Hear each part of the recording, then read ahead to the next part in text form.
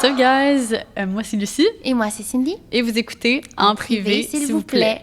Aujourd'hui, on a une invitée très spéciale avec nous, Joanie Gontier. Ça va bien? Allô, les filles, ça va très bien. Merci de me recevoir. Mais merci d'avoir accepté. Pour vrai, pour nous, c'est vraiment un honneur parce que, honnêtement, on voulait parler aujourd'hui de plusieurs sujets, entre autres la santé mentale, parce que avant, pour les gens qui nous écoutent, là, pour pouvoir savoir de quoi qu'on va parler dans les podcasts, on a comme nos idées, qu'est-ce qui nous définit nous-mêmes, tu sais, qu'est-ce qu'on aimerait parler et tout. Puis le sujet du podcast, c'est En privé, s'il vous plaît. Fait que c'est d'aborder des sujets qui sont sensibles, tabous. Puis quand on a parlé de ça à l'équipe de Québécois de Billy, il nous disait « Ah, faut vraiment que vous écrivez à Joanie. » Puis genre, t'es tellement fine depuis tantôt comme on parle. Puis je trouve que ça va être vraiment un bel épisode où on va pouvoir parler de n'importe quoi. Puis beaucoup de choses. Puis comme je pense que c'est ça, toi, t'as quand même vécu beaucoup de up and down dans ton parcours, puis t'en as parlé comme publiquement. Fait que là, ça va être vraiment intéressant, je pense, aujourd'hui, de comme, partager ça à notre auditoire, puis à notre audience. Je pense qu'il y a beaucoup de personnes qui vont se reconnaître au travers de ton histoire. Là. Hier soir, j'ai pris le temps de lire tout ton article sur Urbana, qui est comme vraiment bien écrit, puis vraiment intéressant d'ailleurs. Merci. Puis c'est ça, fait que, tu sais, je sais pas comme par où commencer. C'est ça. Moi, ce que j'ai aimé le plus de cet article-là, vu qu'on en parle, là, c'est le fait que tu as été tellement vulnérable.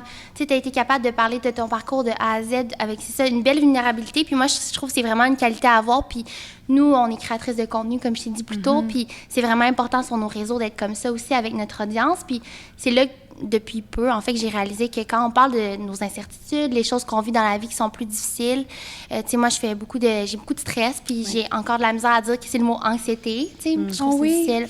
Ouais. Comment ça? Tu vis comme une honte par rapport à ça? On dirait que j'ai l'impression, je parlais de ça tantôt, mais le syndrome de l'imposteur, tu sais, il y a des gens qui vivent des choses difficiles, puis ils ont été diagnostiqués.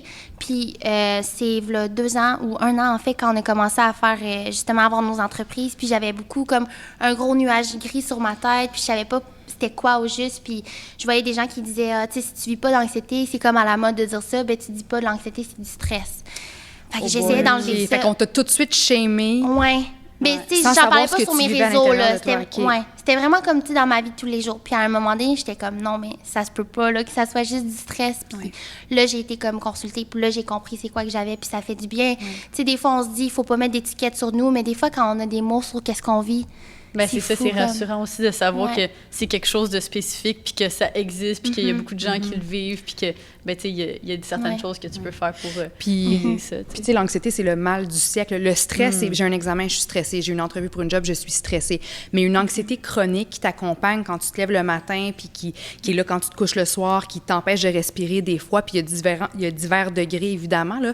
Mais ça, c'est l'anxiété, puis il y a tellement de gens qui la vivent parce qu'on vit dans une société qui va vite, le monde va vite, puis c'est extrêmement stressant. Tu sais, je pense que le nombre de filles de 17 ans et moins qui prennent des antidépresseurs aujourd'hui a augmenté de 68 %.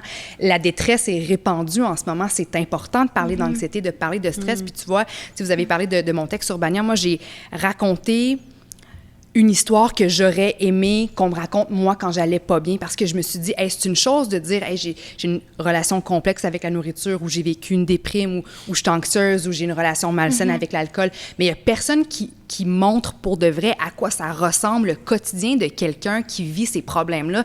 C'est tellement grave, c'est tellement dangereux souffrir de troubles de santé mentale. Fait que moi, je me suis dit, puis je suis excessive. Tu sais, moi, tant qu'à dire les choses, je vais y aller all-in, puis tu sais, je niaise pas avec le POC, puis on va dire les vraies choses. Puis c'est ce que j'ai essayé de faire via mon texte sur Urbana, puis je me suis dit, hey, tant qu'à y aller, on va en plus mettre des photos, puis tu sais, je veux dire, tu sais, je suis capable de faire preuve des fois d'autodérision, puis on dirait que j'ai pas de filtre non plus. Fait que moi, ça me dérangeait pas de mettre des photos où j'ai la gueule enflée, puis où j'ai le corps plaqué rouge. Puis je me suis dit, en faisant ça, je sais qu'il y a du monde qui vont s'identifier à moi, puis qui vont enfin pouvoir lâcher une espèce de soupir de soulagement parce qu'ils vont...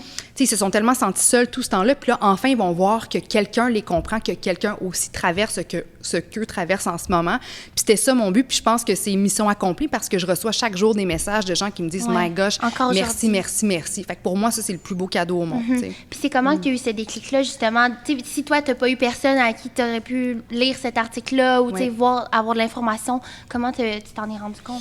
Bien, tu vois, moi, ça m'a pris du temps avant de vouloir partager mon histoire parce que j'avais peur que ça me nuise professionnellement. J'ai travaillé à Salut Bonjour pendant quelques années, puis j'ai quitté en octobre 2018. Juste pour mettre en contexte, En vrai, on a tellement de choses à se dire, c'est vrai, c'est pas tout le monde qui le sait quand il nous écoute. Ben, c'est ça. Fait que juste pour mettre un peu en contexte, dans le fond, Joanie, toi, tu as animé Salut Bonjour pendant 4 ans, c'est ça? Pendant presque 5 ans, Okay. j'ai fait Salut Bonjour en semaine à la chaque météo. jour? Oui, à temps plein. Ben, j'ai fait 1 an Salut Bonjour week-end à la météo, puis après ça, je me suis intégrée à l'équipe de semaine, puis j'ai fait ça pendant presque 4 ans, à chaque matin. C'est un réveil qui est tough, là, de 2h45, 3h. Puis moi, du matin? Du matin. Oh my du matin, puis j'étais très God. malade aussi. Mes habitudes de vie étaient complètement malsaines, là, fait que je sais même pas comment j'ai fait pour toffer, en fait, là. Mais tu sais, c'est sûr que l'équipe est incroyable. J'étais tellement proche de tout le monde, puis c'est quand même un gros show, puis ça, veut pas, c'était une forme de motivation pour moi. Mais bref, avant de quitter Salut Bonjour, parce que là, j'étais plus capable, puis j'étais aussi très, très, très malade, j'ai quitté en octobre 2018, mais avant ça, quelques mois plus tôt, je suis tombée en arrêt de travail, un arrêt de travail de 2 mois. Puis ça, cette décision-là de m'arrêter a été l'une des plus difficiles de ma vie parce que je me disais, voyons qu'à 30 ans, il faut que je prenne une pause. Voyons que là, est-ce qu'on va me juger? Est-ce que mes patrons, est-ce que ma gang va me percevoir d'une façon différente? Puis là, je me suis dit, OK, hey, on est en 2018, on est à l'ère de la détabouisation des troubles de santé mentale. On se fait dire à gauche, à droite, tu sais, des belles causes pour la cause. On se fait dire que là, let's go, si ça file pas, vous le dites. Fait que je me suis dit, OK, mais moi, ça file pas, faut que je vais le dire. Puis je devrais pas me faire shamer à cause de ça, mais vous voyez, quand je suis revenue au travail après 2 mois, il y a des patronnes, malheureusement, tu sais, dans les hautes sphères qui m'ont demandé si on pouvait me faire confiance parce que là, tu sais, j'ai pris un arrêt de travail, est-ce que je vais en prendre un deuxième puis un troisième, puis... Mais tu sais, en même temps, comment tu peux pas le savoir toi-même? Non, exactement. C'est quand même... C'est fou de shame quelqu'un d'avoir pris une pause parce qu'on dirait qu'on le fait passer puis ils nous le disent, mais c'est vrai, tous ces challenges-là, tous les gens qui parlent de santé mentale, mais c'est comment qu'on l'applique. Puis tu sais, je tiens à préciser que ben, ces patronnes-là, bon, ne travaillent plus aujourd'hui pour TVA, mais je tiens aussi à dire qu'il y a des patrons extraordinaires. Moi, ma gang de Salut Bonjour, ma productrice, puis dans les hauts grades de TVA, il y a eu des patrons extraordinaires qui ont été très, très empathiques, compréhensifs, très sensibles et humains. Mais, tu sais, je veux dire, il y a quand même du monde qui m'ont dit, bon, ben là, les projets qu'on veut développer avec toi, on va mettre ça un petit peu sur la glace parce que, tu sais, ton brand... Ton brand là, a été fragilisé par ton arrêt de travail. Fait que moi, dans le fond, ça, c'était comme un peu la réalisation de mon pire cauchemar parce que je voulais pas, moi, prendre un arrêt de travail de peur que ça nuise à mon image de marque. Là, je reviens puis j'apprends effectivement que selon certains, ça nuit à mon image de marque. Puis c'est un petit peu ça qui m'a donné envie après ça de quitter puis d'aller me guérir. Parce que l'image de marque, en fait, c'est un peu, tu sais, comment tu te présentais chaque matin, d'être souriante, d'être toujours... Fallait toujours que tu gardes Exactement. Tu sais, moi, j'étais Miss Météo, puis, tu sais, veux pas, au Québec, les hivers sont longs, puis c'est froid, puis c'est gris, puis c'est pas évident. Fait que moi, ma job le matin, c'était d'aider les gens à partir un peu la journée du bon pied, puis leur montrer que c'est pas grave, un petit peu de froid, de la neige, c'est pas grave, puis, tu sais, d'avoir un gros sourire au visage, puis de dégager cette espèce d'énergie-là. Puis c'était, tu sais, je me sentais super hypocrite parce que moi, ça allait tellement pas bien, j'étais tellement malade. Puis donc, c'est ça, donc la petite fille Pépé hop la vie, ben, qui prend un arrêt de travail, ben là, ça vient casser, là. Les gens, tu sais, sont sous le choc, ça vient casser parce que là, je suis plus finalement la petite fille hop la vie. Je suis une fille qui a clairement des problèmes, mais on sait pas trop quels sont ces problèmes-là. Puis bref, après mais de fait, je ne veux pas dire ridiculisé, mais un peu par certaines personnes au sein de mon entreprise. Tu sais, je me suis dit, bon, ben là, ça y est, j'en parlerai plus jamais. Si je veux continuer à évoluer dans ce milieu-là, je ne pourrais pas parler de mes troubles de santé mentale. Puis il y a aussi une partie de moi qui n'était même pas certaine de pouvoir m'en sortir à 100%, de pouvoir me guérir, parce que quand tu es alcoolique ou quand tu as des troubles alimentaires, on se fait souvent dire, bien, écoute, tu vas réussir, si tu travailles fort, à peut-être prendre le dessus, tu vas peut-être réussir à empêcher que ces problèmes-là envahissent autant ta vie. Mais est-ce que ça va être un struggle, un everyday struggle chaque jour? Oui, tu sais, tu vas jamais t'en libérer à 100%. Puis là, moi, moi, dans mon processus de guérison, qui a été très difficile et très, très, très inconfortable, bien, je suis arrivée à un point où j'étais complètement différente. Complètement transformée, où là, mon trouble alimentaire, la voix de mon trouble alimentaire me parlait plus, où j'avais plus envie de boire, j'avais plus soif, l'alcool, ça me disait absolument rien. Puis dans le fond, la guérison, c'est difficile puis c'est inconfortable parce qu'il faut que tu fasses toutes les choses qui te font peur. Dans mon cas, moi, c'était manger. Puis au début, tu sais, moi, ça faisait 10 ans que j'abîmais mon corps puis que je me restreignais au niveau calorique puis qu'après ça, je tombais dans les excès. Mais j'étais tellement malade, mais j'étais débalancée complètement. Fait qu'au début, dans la guérison, ton corps a faim. Tu sais, il a tellement perdu confiance en toi que là, c'est pas un bol de spaghettis que tu vas avoir de besoin pour ton spé, c'est peut-être 2. Puis moi, tu sais, j'étais à côté de mon chum qui mesure 6 pieds 5, là, puis lui, il mange un bol de spaghettis, puis moi, je mange le double, tu sais. Mais c'est d'accepter que ton corps a perdu confiance en toi, qu'il a très, très faim. Il y a une faim naturelle et animale. Il faut que tu répondes à cette faim-là. Oui, tu vas prendre du poids. Oui, tu vas faire de la rétention d'eau. Tu vas être ballonné. Ça va être super inconfortable. Tu vas suer toute la nuit pendant que tu vas dormir. Ça va être difficile. Puis c'est souvent à cette étape-là que les gens abandonnent. Parce que là, leur pire cauchemar de prendre du poids, etc., bien, se réalise. Fait que là, ils font fuck off puis ils retombent dans leurs anciennes habitudes. C'est pour ça que la rechute est tellement facile. Mais moi, à ce moment-là, j'avais tellement plus rien à perdre. J'étais tellement, tu sais, j'avais plus le goût de vivre. C'était au fond, J'étais au fond du baril, puis à ce moment-là, tu sais, j'avais quitté Salut Bonjour, j'avais pas de job, le téléphone sonnait pas, je parlais plus à personne, j'avais littéralement plus rien à perdre. Puis je me suis dit, bon, mais tant qu'à m'investir dans la guérison, je vais m'abandonner à 100% au processus, puis je vais traverser cette zone-là d'inconfort, je vais accepter comment mon corps deal avec tout ça, puis ben en espérant que ça m'amène vraiment dans cette voie-là de la guérison, puis c'est exactement ce qui s'est passé. Tu sais, à force de manger chaque jour puis de répéter les bonnes habitudes jour après jour après jour, ben tu restructures ton cerveau, tu changes tes schémas de pensée, ce qui fait que là, moi, aujourd'hui, ben me faire à manger, c'est un acte d'amour-propre. J'ai hâte de déjeuner le matin, j'ai hâte de me préparer une petite bouffe à petit. T'aurais sûrement jamais cru ça avant. Jamais, exactement. Puis avec l'alcool, tu sais, j'ai compris tout ce que ça me faisait, l'alcool.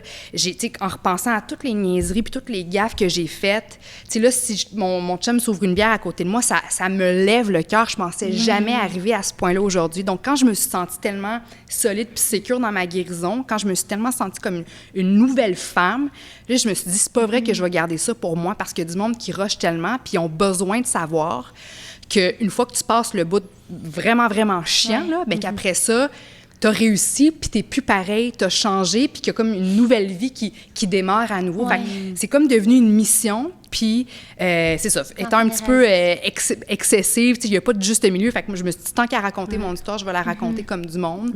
Puis ça, c'est venu, ce désir-là, avec la guérison que je vivais enfin, tu sais, le sentiment d'être quelqu'un de complètement différent. Puis tu sais, on parle aussi de guérison, puis tu sais, oui, ça part de soi-même, mais tu sais, je sais que tu as été appuyée justement par ton copain.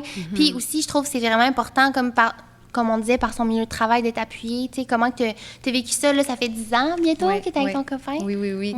Comment j'ai été appuyée par mon copain? Oui, c'est ça. Ben en fait, mon copain, je l'appelle mon petit ange sur terre, là, puis je sais que ça peut paraître bien quétaine et cliché, mais on s'est rencontrés il y a de cela 10 ans. J'étais encore à l'université, puis j'étais malade à ce moment-là. J'étais très, très, très anorexique avec tendance boulimique. Puis mon père m'avait dit, tu sais, Joanie, je suis pas certaine que ce soit le bon moment de te mettre en couple. Il voulait que je termine mes études puis que j'aie me chercher de l'aide, une aide importante. Il voulait même que j'aille à l'hôpital Douglas là, pour être un peu comme internée pendant un certain temps. Sauf qu'on contrôle pas qui on rencontre puis quand on tombe en amour. Puis j'ai rencontré ce gars-là, puis tout de suite, dès notre première soirée, je lui ai comme dit, bon, tu sais, I got a couple of things I want to tell you, baby. Puis là, j'y ai dit, écoute, j'ai dit, moi, j'ai des troubles alimentaires, puis... Est-ce qu'il était familier avec les TCA puis tout?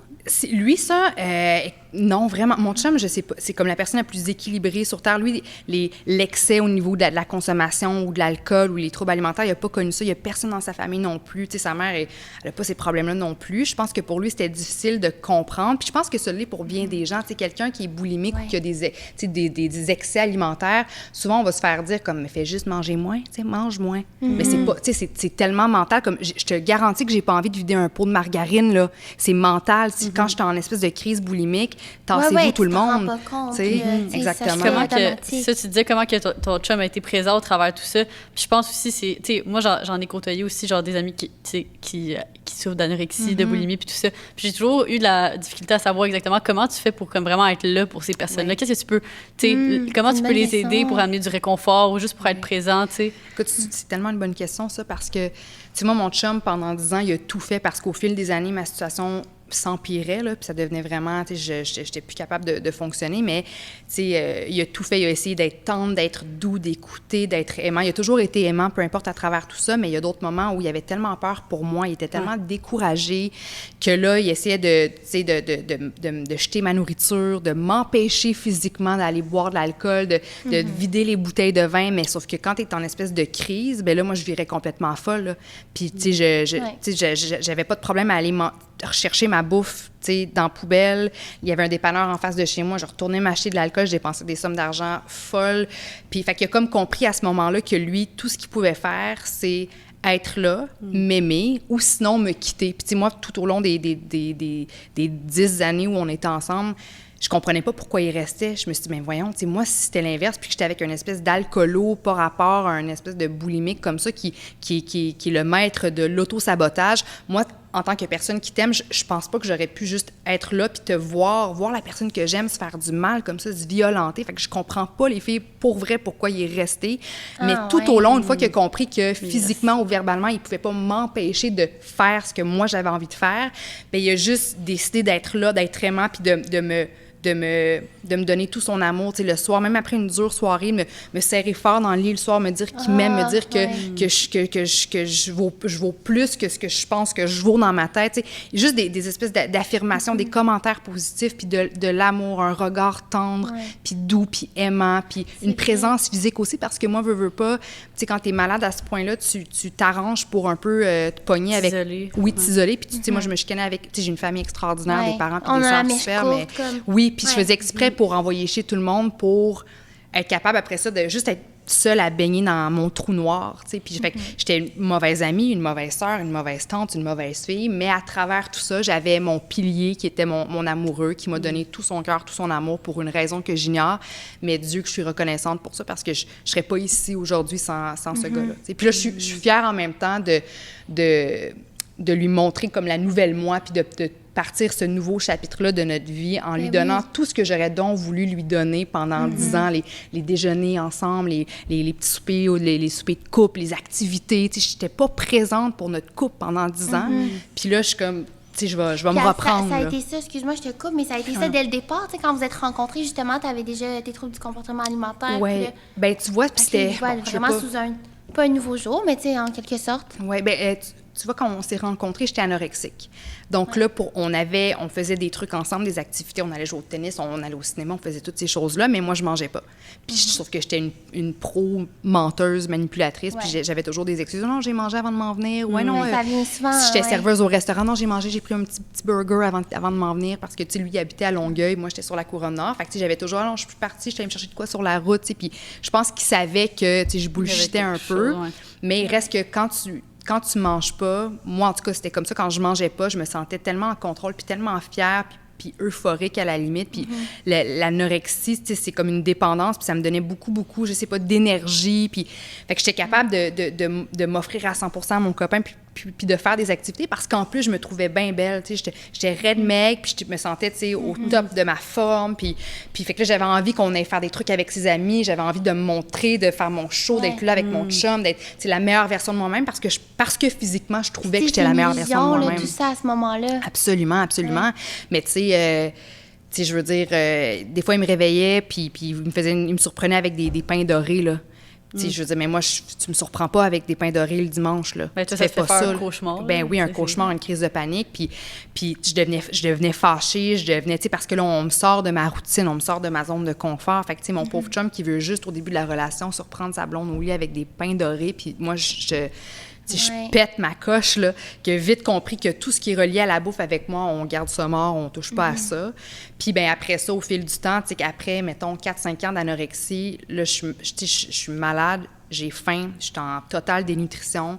Là, je recommence à manger un petit peu, mais parce que mon corps est affamé, il y a une espèce de faim animale qui prend le contrôle, puis là, tu n'es juste plus capable de t'arrêter. Puis là, à ce moment-là, moi, mon cauchemar, c'est de reprendre le poids que j'ai perdu. Fait que qu'est-ce que je fais? Bien, je trouve une façon de me purger. Puis, bien là, t'embarques dans l'espèce de cauchemar de la boulimie. Puis après ça, l'alcool embarque là-dedans. Puis c'est juste une espèce une dégringolade là, sans fond qui m'a mené à un point où tu sais, j'étais très suicidaire, puis je voulais juste plus continuer. Puis Ouais, excusez. Non, c'est tout, c'est ça. Puis tu me diras si t'es pas à l'aise de répondre à ça, mais dans le fond, je me demandais, tu sais, est-ce que comme ça, c'est vraiment... Tu sais, tu disais que ça faisait 4-5 heures que tu étais anorexique, puis après ça, là, il fallait que tu recommences à manger. Est-ce que tu as commencé à avoir des symptômes vraiment physiques, de comme, tu sais, fatigue extrême? Tu sais, comment que ça se traduit sur ton corps? Absolument. Mais premièrement, moi, j'ai eu 32 ans en avril, puis j'ai recommencé à avoir mes menstruations, moi, à 31 ans. Tu sais, je les ai perdues, là, écoute... 18-20 ans, moi, j'ai perdu mes règles. Donc, tu sais, là, maintenant, là, c'est tout nouveau pour moi. Là, je veux dire, aller acheter des tampons aux gens coutus, là, j'arrive avec la tête haute, puis oui, vos tampons! J'arrive comme si tellement fière parce que mon corps a repris ses fonctions féminines. Mais, tu sais, fait que pas être menstruée pendant toute ta vingtaine quand tu es une femme, c'est quand même quelque chose. Puis, outre ça, fait que j'ai pas mes règles, je suis raide maigre, j'avais du duvet aussi beaucoup sur la peau. D'avoir la perte de cheveux. Perte de cheveux, puis tu sais, j'en souffre encore aujourd'hui parce que ça prend du temps avant de restaurer tout ça. Aussi beaucoup d'insomnie parce que, là, je suis vraiment pas médecin ou nutritionniste, mais on m'a dit que quand tu manges pas, les espèces de protéines que tu vas chercher dans ta bouffe qui déclenchent comme l'hormone du sommeil, en quelque sorte, bien, tu sais, tu les as pas parce que tu manges pas. Puis il y a aussi le fait que pour couper mon appétit, mais quand même être crinquée pour aller à l'université puis faire toutes mes activités, bien, je me bourrais de café, mais pas 4 cafés, là, je prenais... 10 cafés, 4 bouteilles, 4 Monster, puis j'avais des palpitations cardiaques. Fait qu'à la fin, c'est ça, tu es livide. Tu sais, ma mère, elle voyait mes veines sur mon ventre, elle capotait. Fait que perte de cheveux, le duvet, t'as toujours froid, t'es déprimée puis t'es anxieuse. T'es tellement anxieuse. T'es comme terne, là. Automatiquement, mais c'est vrai, oui. Là. Ben, si tu manges pas assez, l'anxiété, tu mets ton corps sous une espèce de stress immense, puis ça va devenir une anxiété chronique aussi, tu sais. Puis voyez-vous, moi, j'ai pris des antidépresseurs pendant 10 ans, puis là, à 32 ans, je prends plus rien. Je pensais jamais me libérer de l'anxiété chronique que je ressens comme sévèrement depuis l'âge de 18 ans. Là, je prends plus rien, je suis plus déprimée, je suis plus anxieuse. Comme tout le monde, je fais face à des stress, un stress d'une entrevue, un stress d'un tournage, mais c'est plus comme en trame de fond constamment du réveil au coucher. Fait que c'est pour ça que mon message, c'est ça, c'est « Hey, si vous êtes stressé, si vous êtes anxieux ou si vous avez des troubles alimentaires, lâchez pas, continuez parce que c'est tellement possible de se libérer de tout ça, puis pas juste à moitié, là, à 100%. Oui, c'est vraiment beau parce qu'avec ton histoire, justement, tu peux aider tellement de gens. Puis aussi, tu sais, tantôt on parlait, puis j'avais vu dans ton article aussi qu'il y a des gens qui disaient « Ah, wow, ça te va bien ta perte de poids. Puis je trouve, on est vraiment à une heure, il faut savoir que les commentaires sur le poids, ça se fait pas. Que ce soit t'as pris du poids ou t'as perdu du poids ou ton poids, ça te fait bien ça parce que ton poids, on parle pas de, tu sais, pourquoi faire des commentaires physiques quand il y a tellement de commentaires sur la personnalité qu'on peut faire, tu sais. Puis d'être à l'écoute de ces signes-là aussi parce que sûrement qu'à ce moment-là, tu disais que tu te voyais genre super mince puis que le powerful puis tout. Puis si quelqu'un confirmait comment tu te sentais, bien, ça te donne plus de jus. Oui, ça devient de valoriser. Puis tu sais, j'ai eu plein de situations vraiment merdiques là, par rapport au poids puis à la prise ou à la perte de poids. Tu sais, avant de me plonger vraiment dans l'anorexie puis par la suite dans la boulimie, j'ai eu une phase d'hyperphagie, là, de binge eating, comme on dit en anglais. Ça, c'est où tu te gaves parce que avant ça, j'avais fait un régime. Puis là, après ça, ben quand tu te prives, ben la réponse après ça, c'est faut que tu manges beaucoup. Puis à ce moment-là, j'étais plus jeune puis j'avais pas encore trouvé de façon de me purger. Puis pendant cette phase-là d'hyperphagie, j'avais pris du poids. Puis à ce moment-là, je travaillais dans un restaurant. Puis quelques années plus tard, quand j'étais dans ma période anorexique, bien, j'ai retravaillé avec le même patron qui m'avait connue pendant que j'étais un petit peu plus enrobée. Puis on était dans un restaurant ensemble. À la fin du shift, il y avait comme un petit bol de frites qui traînait. Puis j'avais tellement faim, puis je me sentais tellement faible. Puis j'ai pris comme 3 frites. Puis là, il est arrivé, ce gars-là, puis il m'a dit « Hey, fais attention, Joanie, hein, pas trop de frites parce que sinon, tu vas redevenir grosse comme avant. » Puis lui, il savait pas que j'étais complètement anorexique à ce moment-là. Puis est-ce que tu as réécrit plus tard? Non, c'est un vrai trou de cul, cette personne, ce gars-là. Non, mais comme quelqu'un, non, mais il était focal avec tout le monde. Puis spécial, là, des commentaires sur les fesses, le corps, le poids. C'est horrible, le personnage.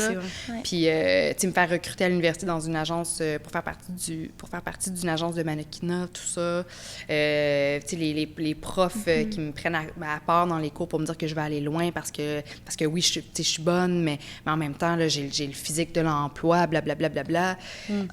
Fait que ça venait juste comme valider que, oh boy, j'ai pas le choix, si je veux avoir une carrière, j'ai pas le choix de rester ce que je suis en ce moment, cette fille-là complètement dénutrie et malade, qui a toujours froid, qui a pas ses règles, qui est complètement anxieuse, qui, tu sais. Puis à un moment donné, ben, tu peux pas continuer comme ça, ton corps, il va péter aux frettes. Puis moi, je sentais que le fallait que je mange, puis là, bon, malheureusement. Puis il y a beaucoup d'anorexie qui passent par la boulimie aussi, parce que tu sais pas, après tant d'années d'anorexie, tu sais pas comment manger à nouveau. Puis tu as tellement faim que là, tu manges plus, mais tu as tellement peur de manger plus, puis c'est normal de manger plus, parce que ton corps, tu l'as affamé pendant des années. Puis c'est pour ça que c'est vraiment difficile, les troubles alimentaires. C'est tough de se défaire. Tu sais, comment ça fait, comme quand tu as recommencé à avoir une bonne alimentation, une bonne relation plutôt avec la nourriture.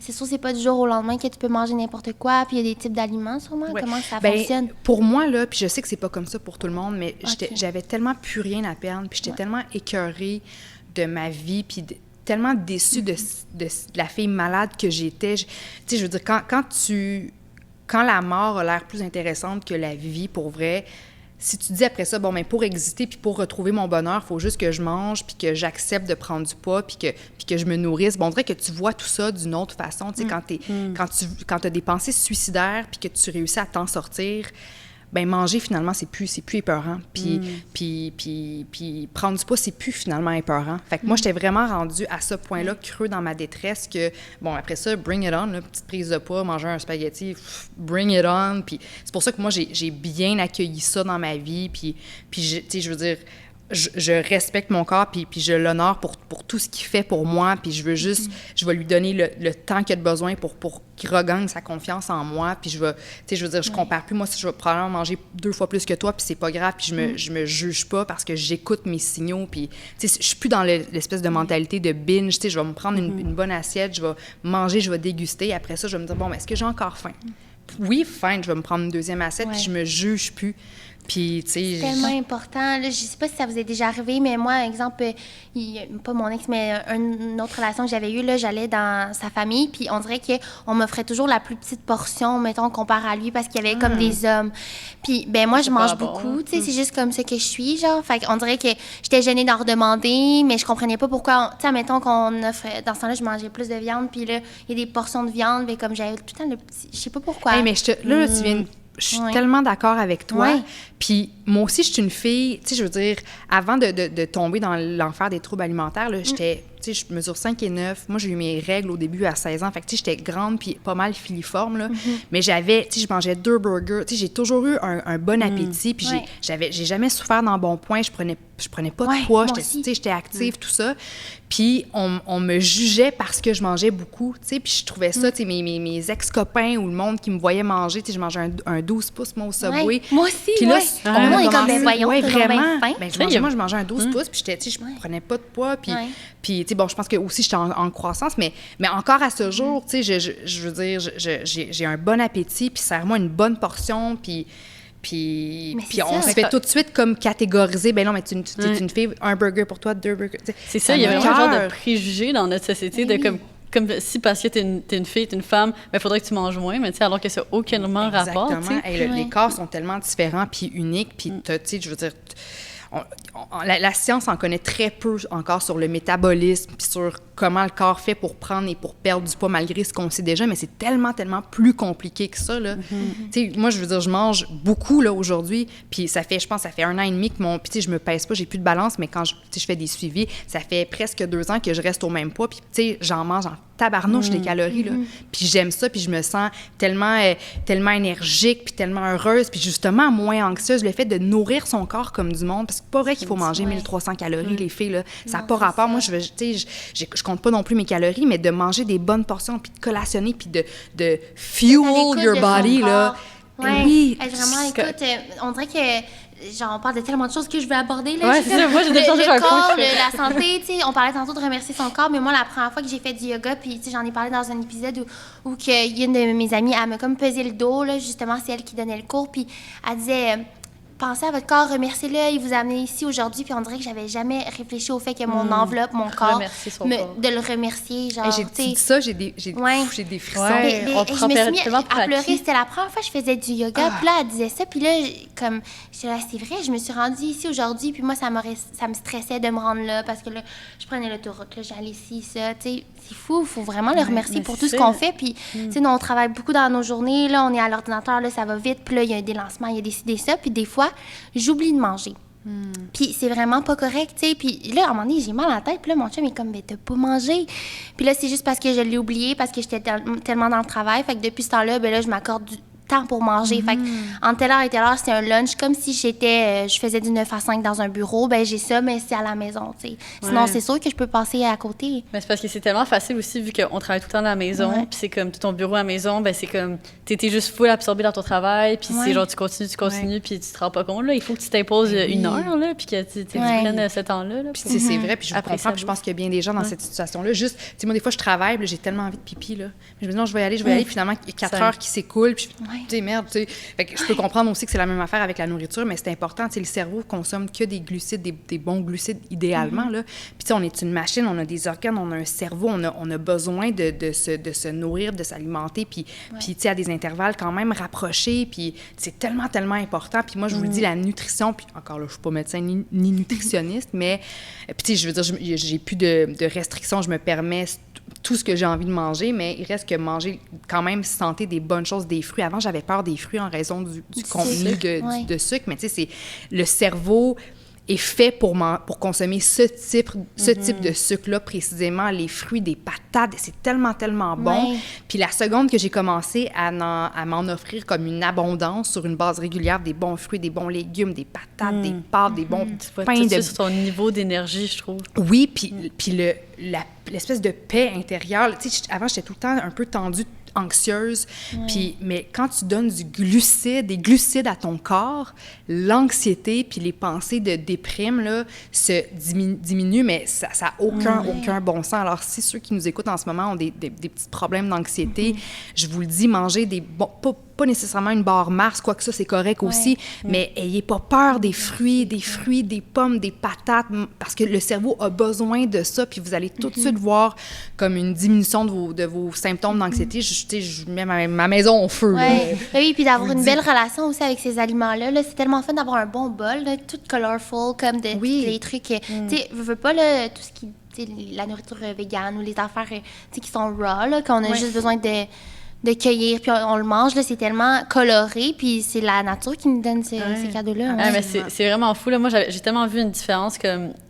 Moi, à la base, OK, je cuisine pas tant que ça. Fait que, même affaire. Fait que, tu sais, à la base, comment que je me nourris en appartement, c'est souvent juste des trucs que je peux comme réchauffer au micro-ondes, ou tu sais, des trucs pas très, très bons pour la santé. Puis, quand je suis allée à Bali pour ma première retraite de yoga, là-bas, on avait un chef cuisinier vegan, OK? Fait que là, il nous préparait à chaque jour des repas, mais c'était comme... Lui était spécialisé dans la confection de repas, de comme live foods. Fait que rien de comme trop cuisiné. Fait que, tu sais, tout garde les nutriments. Les propriétés, C'est ça. Puis dans cette semaine-là, comme j'ai tellement vu la différence sur mon niveau d'énergie, genre je mangeais un repas, puis après ça, je me sentais comme pleine d'énergie, puis j'étais comme aïe, comme je me sens revigorée. Tu sais, alors qu'ici, on dirait que je vais manger un repas, puis souvent, mettons, je sais pas, des pâtes, puis là, c'est comme, je le mange, puis après ça, je me sens juste lourde, genre, j'ai faim de sieste. Mais t'apportes tellement un bon point, parce que moi, je crois en le pouvoir de la nourriture, puis nous, on est des êtres humains, obviously, mais on est des êtres vivants. On est en vie. Puis, il faut manger, selon moi, des aliments le plus possible qui sont aussi en vie. On dit que, tu sais, par exemple, l'eau qu'on retrouve dans les fruits, dans les légumes, c'est l'eau qui serait la mieux structurée pour notre corps. Tu sais, boire un verre d'eau qui n'a rien dedans, qui n'a pas de vitamines, de minéraux ou de glucose, on dit que ça traverse le système au complet, tandis que quand tu prends de l'eau qui est dans un melon d'eau, dans une pomme, il y a tellement de nutriments, c'est tellement une eau qui est vivante que là, elle va t'hydrater sur un niveau cellulaire. Puis moi, je la vois aussi, la différence, quand je mange plein de fruits, plein de légumes, bien, je me sens hydratée, je me sens lumineuse, je me sens positive, je me sens énergisée complètement. Fait que moi, c'est un petit peu ça que j'essaie de faire. Tu sais, je mange de la bouffe cuite aussi, mais le chaque jour, j'essaie au moins d'incorporer dans chacun de mes repas quelque chose de cru, puis un fruit, un légume rempli de vitamines, de minéraux, d'antioxydants, etc. Puis je pense vraiment, tu sais, you are what you eat. J'ai l'impression que c'est vrai aussi. L'estomac, tu sais, on dit c'est le deuxième cerveau de l'être humain. Exactement. C'est fou, là, ça a un impact direct. Exactement. Puis, tu sais, je veux dire, bon, là, tout le monde est différent, mais, puis, tu sais, encore une fois, je me permets tout ce que j'ai envie de manger, mais, tu sais, en réduisant un petit peu les produits laitiers, puis tout ça, moi, j'ai tellement vu une différence au niveau de mes symptômes d'anxiété puis de dépression aussi, tu sais. Puis je sais que tout le monde est différent, puis peut-être que les produits laitiers, ça peut vraiment fonctionner pour toi, mais que pour moi, ça peut moins bien fonctionner. Mais tu sais, on est tellement... C'est comme si la vie va tellement vite qu'on se pose même plus de questions par rapport à qu'est-ce qu'on mange, puis on prend plus le temps parce que, tu sais, on mange pendant qu'on travaille ou on oublie de manger. Fait que quand on mange, c'est comme on le fait vite, rapidement, sans se concentrer sur qu'est-ce qu'on met dans notre corps, puis sans se concentrer sur comment notre corps se sent après coup, une fois qu'on a mangé ces aliments-là. Mais oui, moi, quand j'ai diminué les produits laitiers, je le voyais dans ma peau. Oui. Tu sais, c'est bizarre, là, mais notre corps, non seulement commence à l'intérieur, mais à l'extérieur, on va le voir vraiment, les changements. Il va mieux se restructurer. Tu sais, moi, le nombre de fois, j'étais tout le temps ballonnée. Puis là, je comprenais pas pourquoi, mais tu sais, je m'en foutais d'être ballonnée, mais ça me faisait juste mal, en fait. Là, j'étais pas bien, mais je faisais mes occupations habituelles.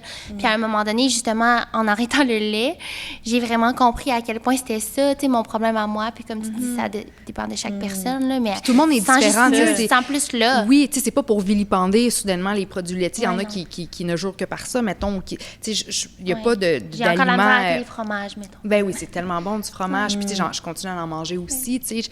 Mais c'est juste de se questionner sur qu'est-ce qu'on mange, prendre le temps aussi. Moi, on dirait que, tu sais, je suis pas religieuse pour 2 scènes, mais j'ai comme une petite prière d'abondance, de « Hey, merci, tu sais, merci pour ce beau bol coloré d'abondance que j'ai devant moi. » Puis, tu sais, même, je parle à ma nourriture en lui disant comme « Give me all you got. » C'est comme « Travaille avec moi, on travaille ensemble. » Puis, tu sais, donne-moi le meilleur de toi pour qu'on puisse ensemble guérir mon corps puis le réparer aux besoins. Puis, je trouve que c'est ça. C'est un acte sacré que le fait de manger, puis on a oublié ça dans la société d'aujourd'hui. Même juste le fait de prendre le temps d'aller à l'épicerie, peut-être, puis genre de relaxer. Moi, c'est mon petit moment, là. Tu sais, je veux pas être là à texter, là, en train de pousser mon carrosse, là. Genre, je vais prendre le temps de choisir les aliments que je veux. Je sais pas, c'est super relax, très familial à l'épicerie. C'est quand même assez fou aussi, tu sais. Ça, j'ai appris ça récemment d'une amie qui est full calée en nutrition puis tout ça, mais à certaines phases de ta vie, ton corps peut moins bien tolérer certains aliments.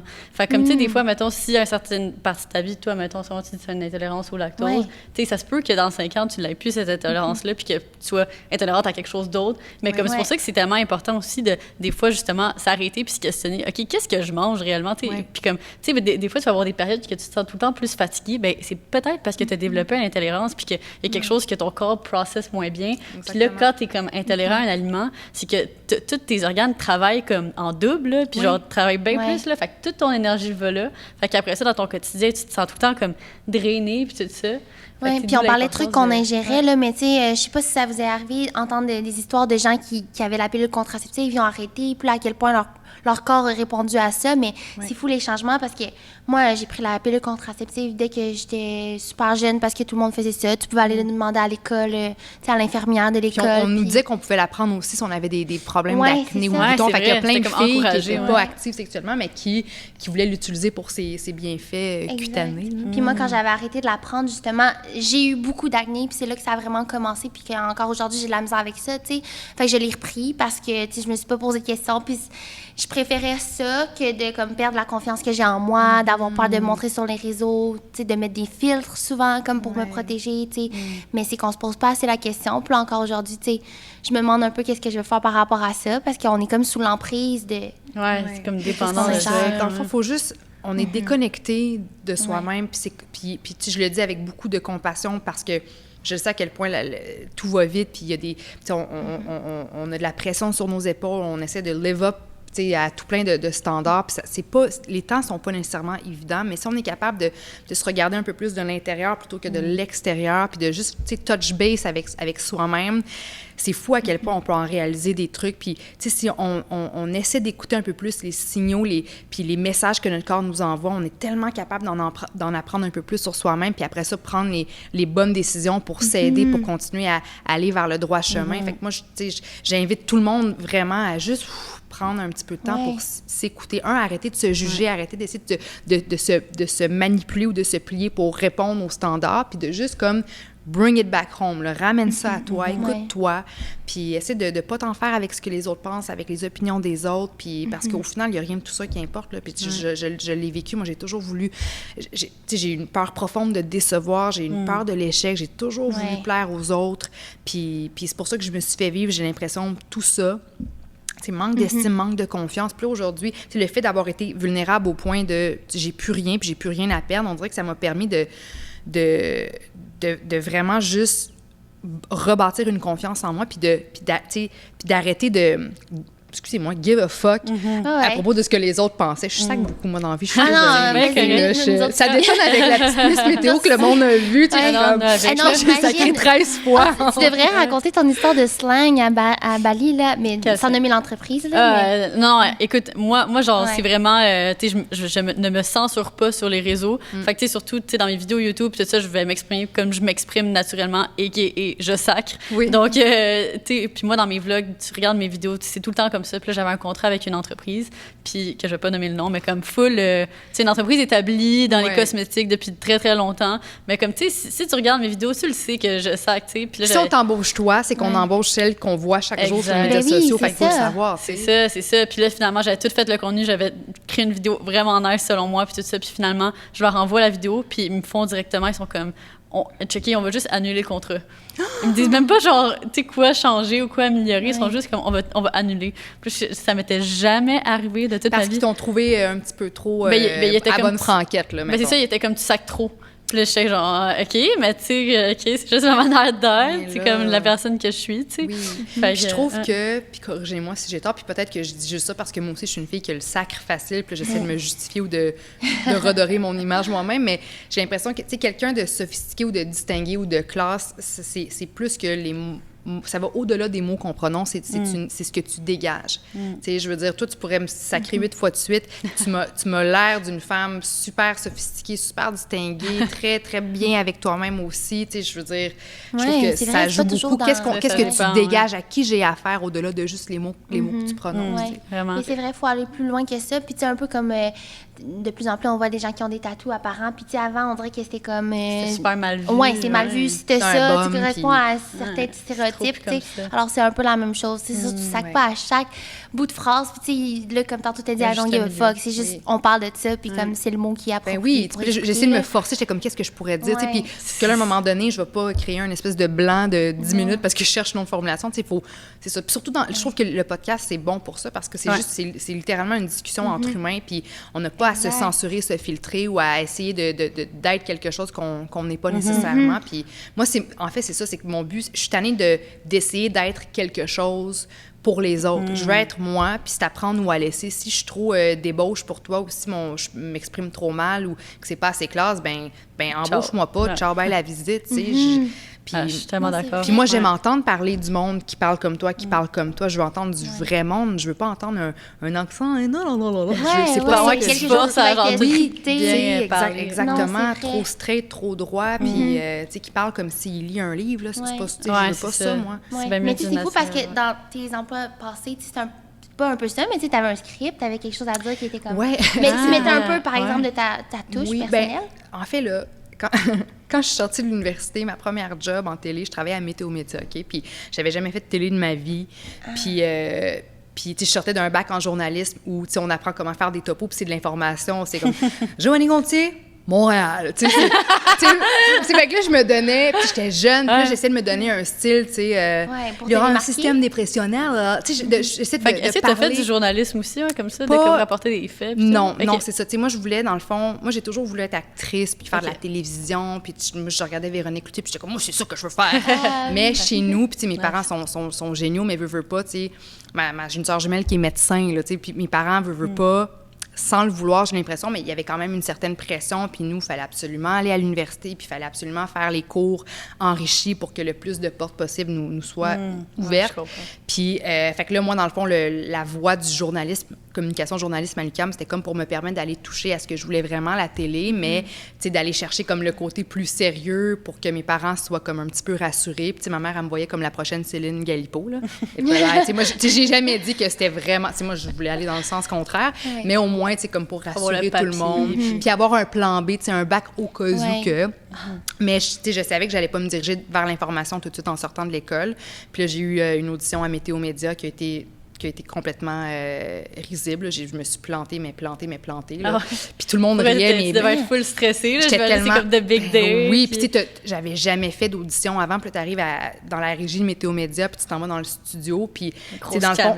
Puis oui, des caméras partout, puis c'est une pièce verte parce que, tu sais, on est à l'intérieur, puis les images, les tableaux météo qu'on voit quand on regarde Météo Média, mais tout ça, c'est ajouté après en régie. Fait que, tu sais, tu pointes des affaires là, que tu vois même pas. Fait que quand tu n'as jamais fait de télé...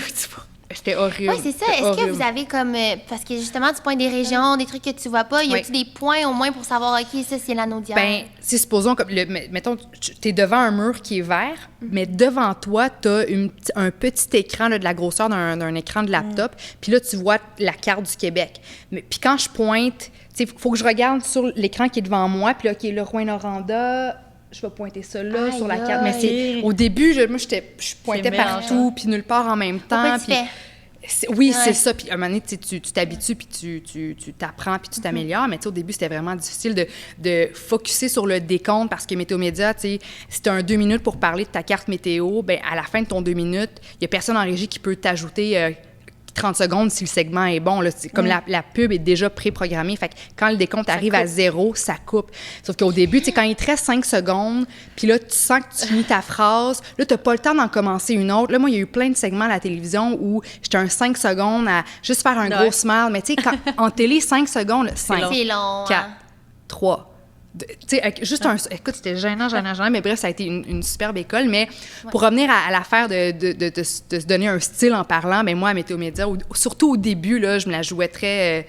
tu sais, Radio-Canada un peu, là, désolée de le dire comme ça, mais très, tu sais, je suis poétique, tu sais, les mots étaient trop bien prononcés. Après ça, un petit peu au début, à Salut, bonjour, tu sais, j'avais comme mes petits moments où j'étais funny, puis j'étais moi, mais après ça, quand j'embarquais dans la météo, je ressortais l'espèce de journaliste en moi, puis... Mais des fois, peut-être que ça fait du bien aussi de, comme, pas se donner un personnage, mais tu sais, au départ, juste pour trouver sa confiance en soi. Tu sais, moi, je repense à mes premières vidéos YouTube, puis je parlais pas comme je parle là, ou maintenant que je suis plus à l'aise. Tu sais, c'est de se familiariser avec une caméra, avec ton entourage. Tu sais, nous, on est tout seul quand on fait une vidéo YouTube, mais tu sais, sûrement avec une équipe et tout, là.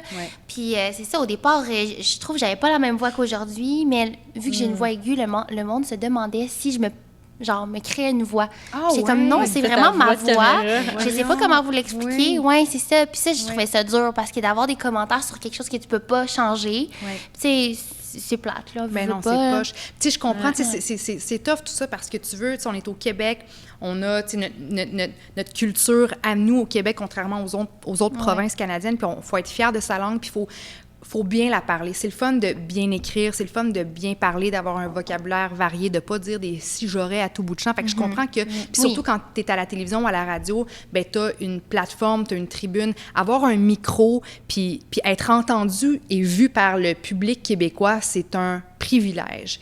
Puis dans ces moments-là, il faut que tu sois capable de justement de bien parler la langue puis de bien t'exprimer parce que t'as une tribune, t'as un micro, puis je trouve que c'est important aussi, mais je pense qu'on peut bien s'exprimer puis faire honneur à notre culture puis à notre langue en étant quand même soi-même, puis on est Québécois, puis ben oui, avoir un anglicisme ici et là, c'est pas la fin du monde, tu sais. Qu'est-ce que tu penses justement du fait que, par exemple, tu sais, moi, je suis vraiment quelqu'un qui... je suis vraiment bilingue, puis j'intègre beaucoup d'anglicisme dans mon vocabulaire, puis c'est vraiment quelque chose que je me fais super souvent reprocher. Mais moi, je trouve que ça représente qui je suis, ça représente d'où je viens, dans le sens que, tu sais, je veux dire, j'ai fait toutes mes études à Montréal, puis là, j'habite à Montréal. Montréal, c'est une ville bilingue, justement. Les gens, de la manière que tu sais, t'entends le monde parler dans la rue, bien, c'est ça, c'est du franglais, là, puis c'est pas que je manque de respect envers la langue, tu sais, française, là. C'est juste que, ben, tu sais, je veux dire, j'apprécie les deux langues, puis ça reflète juste l'éducation que j'ai eue, parce que j'ai eu une éducation bilingue. Puis là, ben, tu sais, je veux dire, on a toujours intégré les deux. Fait que là, c'est comme mon cerveau pense de cette manière-là, tu sais. Girl, I feel you! Moi, j'ai grandi en banlieue de Toronto. Parce que mon père, dans le fond, avait eu une job en Ontario. Puis quand j'avais 5-6 ans, on a déménagé là-bas. Puis tout de suite, mes parents nous ont inscrits à l'école anglaise. Puis, tu sais, là-bas, c'est pas comme ici. Si tu peux... Tu sais, un anglophone à Montréal peut très bien vivre en anglais sans jamais apprendre le français. C'est très, très, très facile. Mais nous autres, là-bas, là, tu sais, je veux dire, 3 petites filles québécoises proches de Toronto, ben tu sais, nos amis, tout le monde parle en anglais, l'école, le cinéma. Puis, fait que nous autres, tu veux pas, on est 3 filles parfaitement bilingues chez nous. Puis on est revenus au Québec à la fin de secondaire 2. Fait que moi, je commençais, dans le fond, genre mon secondaire 3, puis j'étais pas capable d'écrire en français, puis parler, là, et polite. Mes parents nous ont toujours dit qu'ils ont décidé de quitter l'Ontario au bon moment parce que ils commençaient un peu à nous perdre. Là. Moi, je commençais mes phrases. Mes parents voulaient s'assurer qu'on parle toujours en français à la maison, mais quand tu as des amis ou quand tu racontes une anecdote à l'école, ben là, je commençais en français, mais je switchais à l'anglais. Mais tu perdais ton français graduellement. Oui. Puis quand je suis arrivée au Québec, puis là, mes parents nous ont mis au programme international, fait que tout est enrichi, là, genre le français puis tout. Puis je me souviens, ma première journée d'école, j'avais eu moins 10% à ma dictée là, de français. Puis, tu sais, on a vraiment travaillé fort, prendre des cours de français l'été. Puis moi, au début, à cause de ça, parce que j'avais l'impression que le français, c'était pas une langue... Bien, c'était comme un peu une langue seconde pour moi à ce moment-là. Bien là, je me suis dit, ça y est, moi, je pourrais jamais faire carrière en télévision ou dans le milieu des communications parce que, tu sais, partout, les prérequis pour les bacs à l'université, c'était, tu sais, il y a des tests écrits, il faut pas que tu fasses trop de fautes, il faut que tu saches bien t'exprimer, on va te passer en entrevue. Puis moi, j'avais peur que ce soit vraiment, tu sais... pas possible pour moi. Puis, tu sais, j'ai travaillé super fort. Puis encore à ce jour, j'apprends chaque jour dans mon milieu. Mais, tu sais, les masculins, féminins, je rush avec ça. Puis, tu sais, avec mon chum, moi, quand je me parle dans ma tête, c'est souvent en anglais. Puis, tu sais, je franglish pas mal. Moi, à chaque fois que je fais une blague, souvent, c'est toujours en anglais aussi. Puis les gens qui me connaissent, tu sais, évidemment, le savent. Puis, mais je veux faire attention. Puis je me juge par rapport à ça parce que je me dis, crime, si je veux continuer à parfaire mes connaissances, à m'améliorer en français. Faudrait que j'arrête de toujours switcher à l'anglais. Tu sais, parce que des fois, je sais pas si ça te fait ça, mais il y a comme tu commences ta phrase en français, mais la chose que tu veux dire, la formulation exacte, c'est en anglais qu'elle se dit, puis t'as pas l'équivalent en français. Fait que là, moi, plutôt que de me forcer, je switch à l'anglais. Oui, puis tout ce qu'on consomme, là, mettons des mimes, on envoie ça en anglais. Tout est en anglais, Oui. Puis tu sais, moi aussi, je me suis fait un petit peu juger sur les médias sociaux parce que les gens savaient pas que j'avais grandi en Ontario, puis ils savaient pas que j'étais bilingue. Puis même ceux qui sont pas bilingues ont le droit d'utiliser des mots en anglais aussi. T'sais, on devrait pas catégoriser les gens puis les shamer. En fait, chaque personne a le droit de faire ce qui lui tente, bordel, point final. Mais c'est ça. Mais moi aussi, on me disait comme, pourquoi tu parles en anglais? Puis là, je répondais, j'ai dit, ben parce que je suis francophone, mais je suis aussi anglophone. C'est ça, il y a du monde qui ont comme le mindset, ils pensent que genre... Le mindset. Ouais, c'est ça, comme je le disais en anglais, puis je me suis rendu compte, je le disais en anglais. Mais ça, ils pensent que on parle en anglais pour se donner un style. Oui, pour moi, des fois, je reçois ce type de commentaires, je suis comme, Ouais. les gens ils disent, tu parles en anglais parce que tu penses Mais cool. surtout, en ayant une audience, c'est une partie de ton audience qui est en Europe, là, souvent, c'est les Français de France, surtout, qui sont super lourds là-dessus. Mais tu sais, vous voyez, eux autres, tu sais, exemple, nous, au moins, l'émission La Voix, The Voice, on appelle ça La Voix, mais tu sais, en France, c'est The Voice, là. Fait qu'eux autres, là-bas, sont bien plus comme anglais dans un sens que nous. Tu sais, c'est un pull. Un pull, c'est un pull-over, là. Tu sais, fait que je trouve qu'en France, ils ont plus d'anglicisme, mais ils le ils disent en français, oui. Fait que peut-être que ça passe mieux, tandis que nous, on y va straight up avec... on se donne l'air de prendre l'accent. Mon chum, il est français, puis comme des fois, à chaque jour, il va me sortir des mots comme en français, ben, des mots en anglais qu'il dit en français, puis je suis comme, je peux pas croire que tu viens de dire ça de même. C'est horrible, comme quoi? Ben, tu sais, je sais pas, là, OK, admettons, il me parle du chien qu'il aimerait avoir, puis là, il dit, j'aimerais ça avoir un border collie. Puis là, je suis comme, un border collie. OK, là. Je te comprends. Et comme, ben non, un border collie. Puis là, je suis comme, oh my God. Oui, non, je comprends. Mais, tu sais, bref, c'est que, tu sais, puis veux pas, nous, au Québec, on est vraiment une province francophone dans un océan anglophone. C'est normal. Puis il faut continuer à se battre pour le français, mais c'est normal que notre situation, notre position géographique, c'est normal qu'on ait des influences de l'extérieur aussi, puis de l'anglais, tu sais, puis c'est correct aussi. Ça veut pas parce que tu parles en anglais un peu sur les médias sociaux que tu renies ta langue, ta culture, puis que non, tu sais, faut juste... faut ça. Ouais, mais c'est ça, tu sais, pour revenir, les réseaux sociaux, on dirait que ça amène un jugement facile parce que là, tu sais, depuis tantôt, on en parle, puis c'est justement quand t'es une personnalité publique, quand t'es aux yeux, tu sais, devant la caméra ou quoi que ce soit. Fait que je pense que ça revient tout le temps à ça, tu sais, c'est le vivre et laisser vivre, puis on dirait qu'on le dit, mais c'est pas tout le monde qui l'applique. Fait que des fois, c'est difficile de... Tu sais, moi, on dirait que je pense... C'est drôle, on parle de ça, puis j'apprécie le fait que tu dis, moi, tu sais, je suis comme je suis, puis les gens, ils vont m'accepter comme je suis. Puis moi, on dirait qu'il faut toujours que je fasse comme l'analyse de qu'est-ce que les gens peuvent penser de quelque chose. Juste parce que faut faire notre propre PR. Puis des fois, je suis comme, Lucie, tu sais, fais attention, ne dis pas ça, parce que là, peut-être ça pourrait se retourner. Puis tu sais, nous, on a girl crush. Puis là, tu sais, il faut penser à ça. On se tourne la langue 4 fois avant de parler. Ouais, c'est que là, dans le fond, vous n'êtes pas juste deux créatrices de contenu. Oui, vous êtes ça, mais il y a aussi plein d'autres choses qui vous englobent. Fait que dans vos moves, vous devez penser à tout ce que vous représentez en général au sens large. Mais justement, est-ce que vous vous mettez beaucoup de pression? Mais moi, tu sais, je suis pas... Tu sais, j'ai eu des petites pubs des fois à faire sur les médias sociaux, mais tu sais, mon petit following, tu sais, qui n'est pas énorme, mais je l'ai eu parce que j'ai fait de la télévision. J'ai pas bâti un following parce que j'offrais quelque chose d'unique sur les médias sociaux, comme peut-être vous ou la majorité des influenceurs, mais est-ce que vous... Puis tu sais, déjà là, je suis pas une créatrice de contenu, mais déjà, on dirait que je me mets beaucoup de pression par rapport aux médias sociaux. J'ai peur de ce que les gens vont penser. T'sais. Oui, je me dis, est-ce que là, j'ai mis une story de mon chien? Est-ce que c'est ultra lourd? Parce que j'en ai fait aussi hier, puis avant-hier, puis avant-hier. Puis je pose beaucoup de questions à mon chum. Est-ce que ça me fait passer pour ça? Puis j'essaie de me détacher de ça, justement, parce que je me dis, moi, je suis en train de me dire que je me fous de ce que tout le monde pense. Mais là, je gosse mon chum chaque jour en lui disant, si je partage ça, j'ai l'air désespérée, ça fait-tu ci, ça fait-tu ça? Est-ce que vous... Définitivement, il y a une genre de... Il y a quand même une pression liée à ça, dans le sens que, comme, c'est sûr qu'il faut vraiment qu'on fasse extrêmement attention à ce qui est dit. Puis surtout, comme maintenant que dans la dernière année, on a vu comme les créateurs québécois go down one by one quasiment, dans le sens que ils ont peut-être dit une chose, fait une affaire de pas correct, mais comme, il y en a là-dedans, définitivement, ils méritent de go down, là, parce qu'ils ont fait des trucs vraiment pas corrects. Absolument. Mais aussi que, comme, des fois, ils vont dire des propos, puis là, genre, ils se font justement cancel. Là, cette année, c'était vraiment ça, le cancel culture. Ouais, c'est très populaire, là. Ça amène à se questionner. C'était peurant, c'est ça. Fait que là, à chaque jour, c'est un peu comme marcher sur des œufs, puis comme, d'essayer de pas se faire cancel. Là. Mais là, en général, comme, moi, personnellement, comme je le vis super bien dans le sens que, genre, tu sais, quelque chose que je pense qui peut être touché, je vais juste peut-être pas en parler ou comme peu importe. Mais comme, définitivement, il faut faire attention parce qu'il y a tellement de gens qui peuvent prendre une phrase que tu as dit puis comme le twisted around puis comme le remettre contre toi. Puis là, comme Cine a dit, maintenant, c'est plus juste comme Lucie, personnellement, l'enjeu,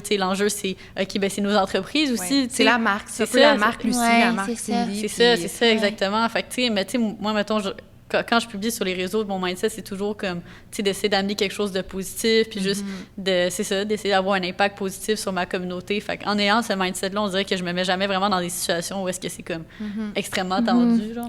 Est-ce que vous pas forcé, mais est-ce que vous vous sentez obligé de publier chaque jour, de faire des stories chaque jour? Parce que, tu sais, je me demande, est-ce que c'est comme ça? C'est quelqu'un... Moi, il y a des filles que je suis...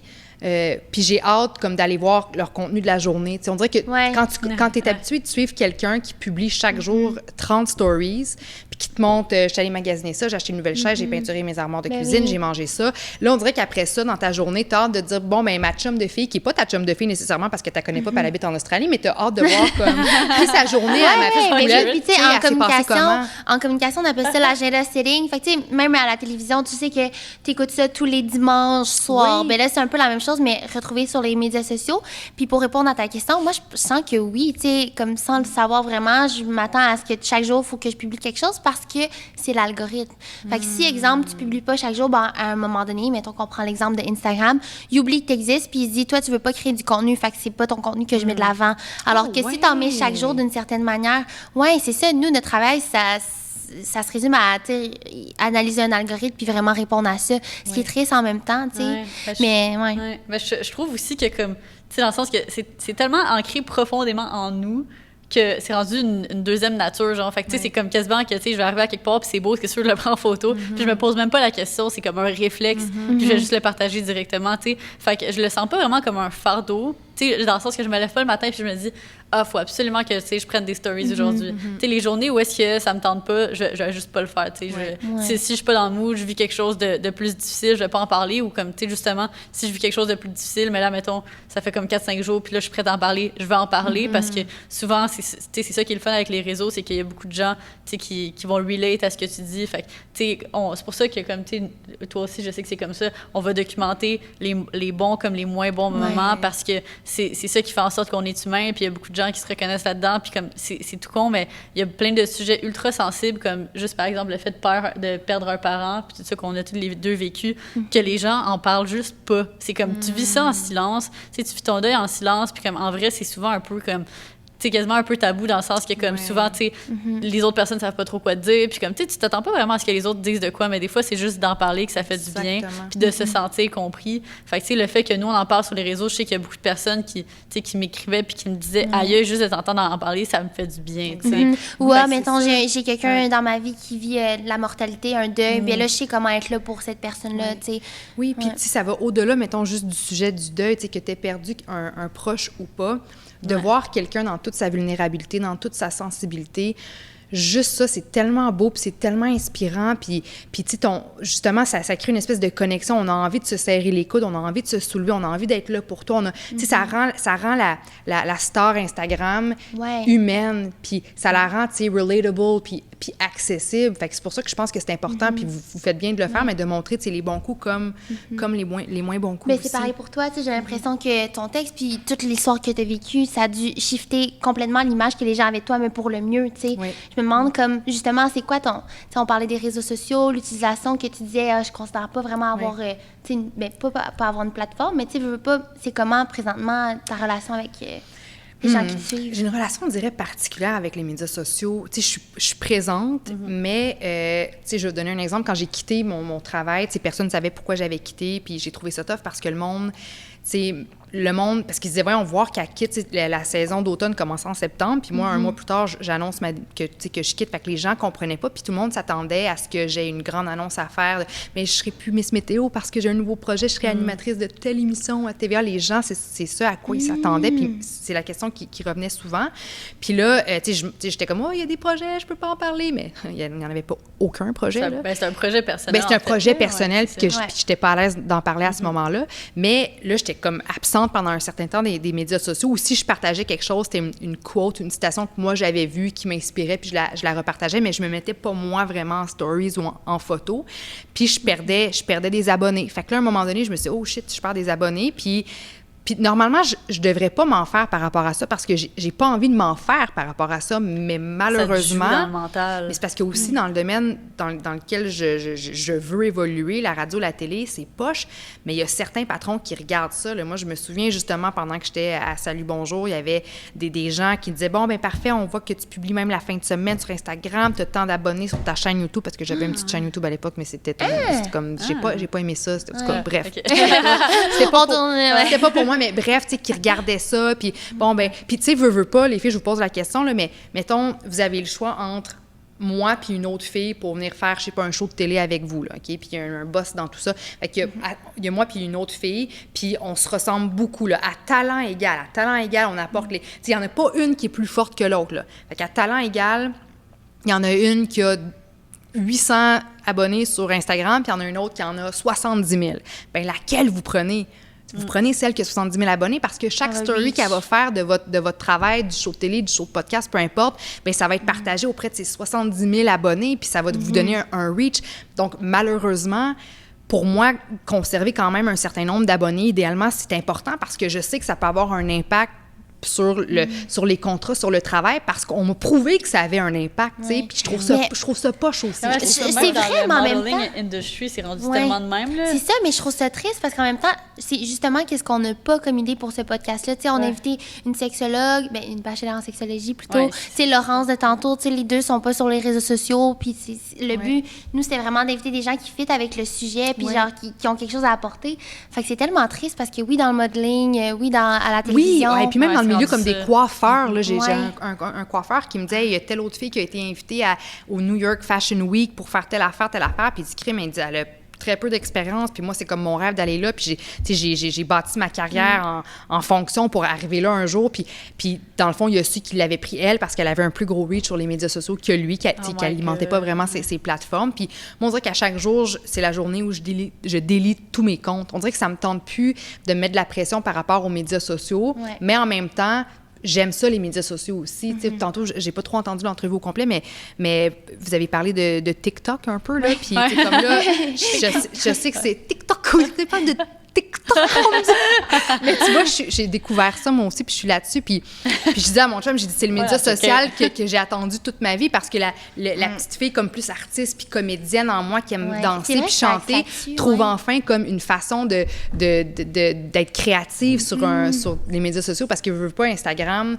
Oui, tu peux faire des stories puis partager des trucs puis mettre des photos de toi, mais il reste que moi faire du lip sync ou apprendre un texte puis je trouve que c'est le fun pour ça TikTok, mais on dirait que j'ai plus envie de me mettre de la pression avec les médias sociaux. Puis tu sais, pour venir à tantôt, tu sais, quand j'étais plus à Salut Bonjour, là, c'est comme si les gens avaient plus de raison de me suivre parce que là, j'avais aucun projet à annoncer, on me voyait plus nulle part, j'étais plus à Salut Bonjour. Fait à quoi ça leur servait de me suivre moi, qui est pas une créatrice de contenu, qui a rien à leur offrir à part la job télé que j'ai ou que je vais avoir. Fait que là, je perdais des abonnés. Puis là, je me disais, bon, ben shit, je perds des abonnés.